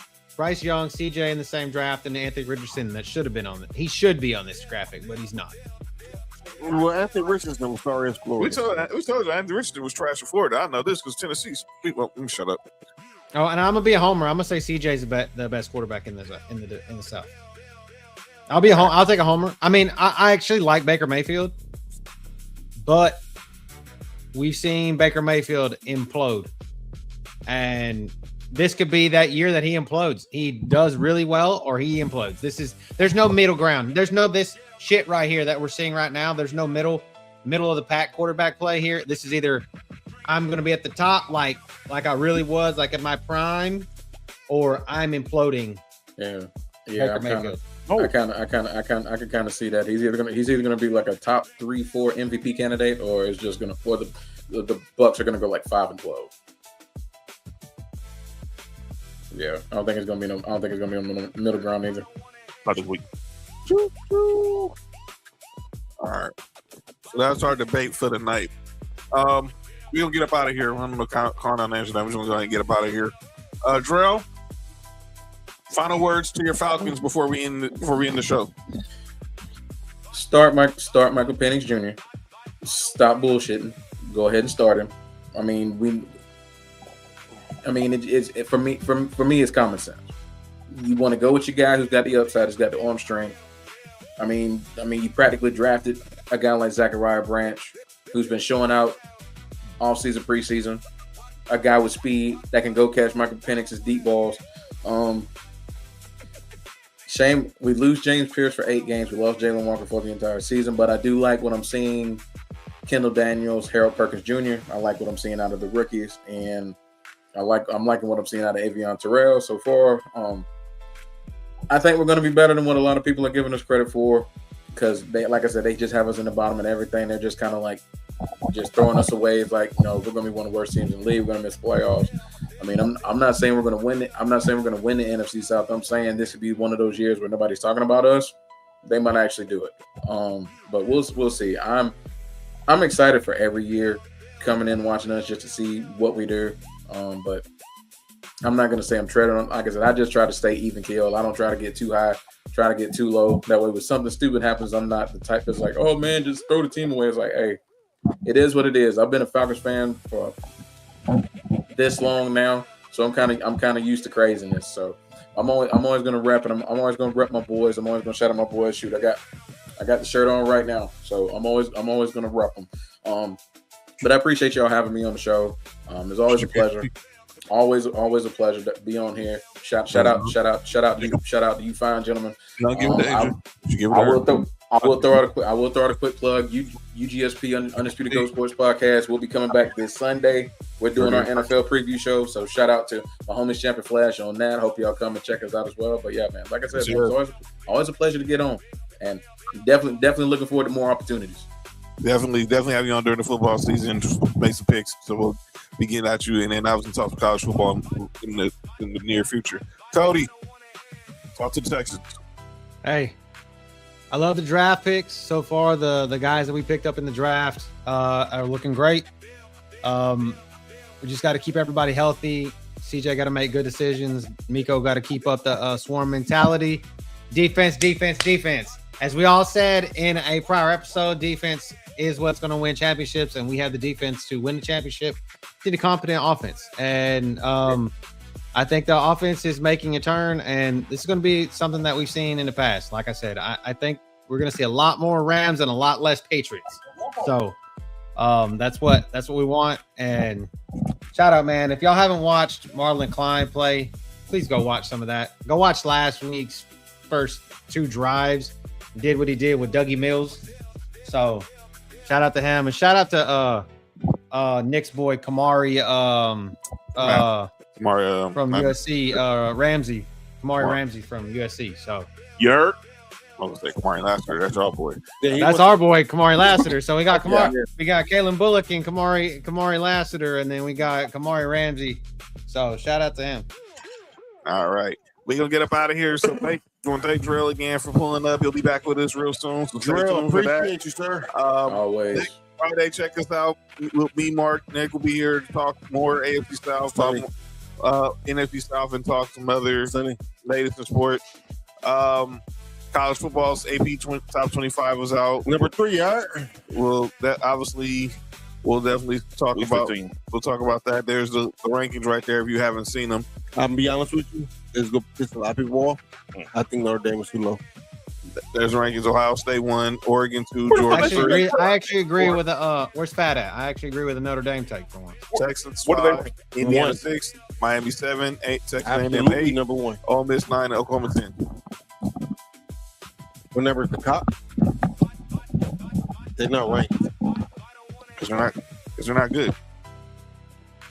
Excuse me? What you just said, John?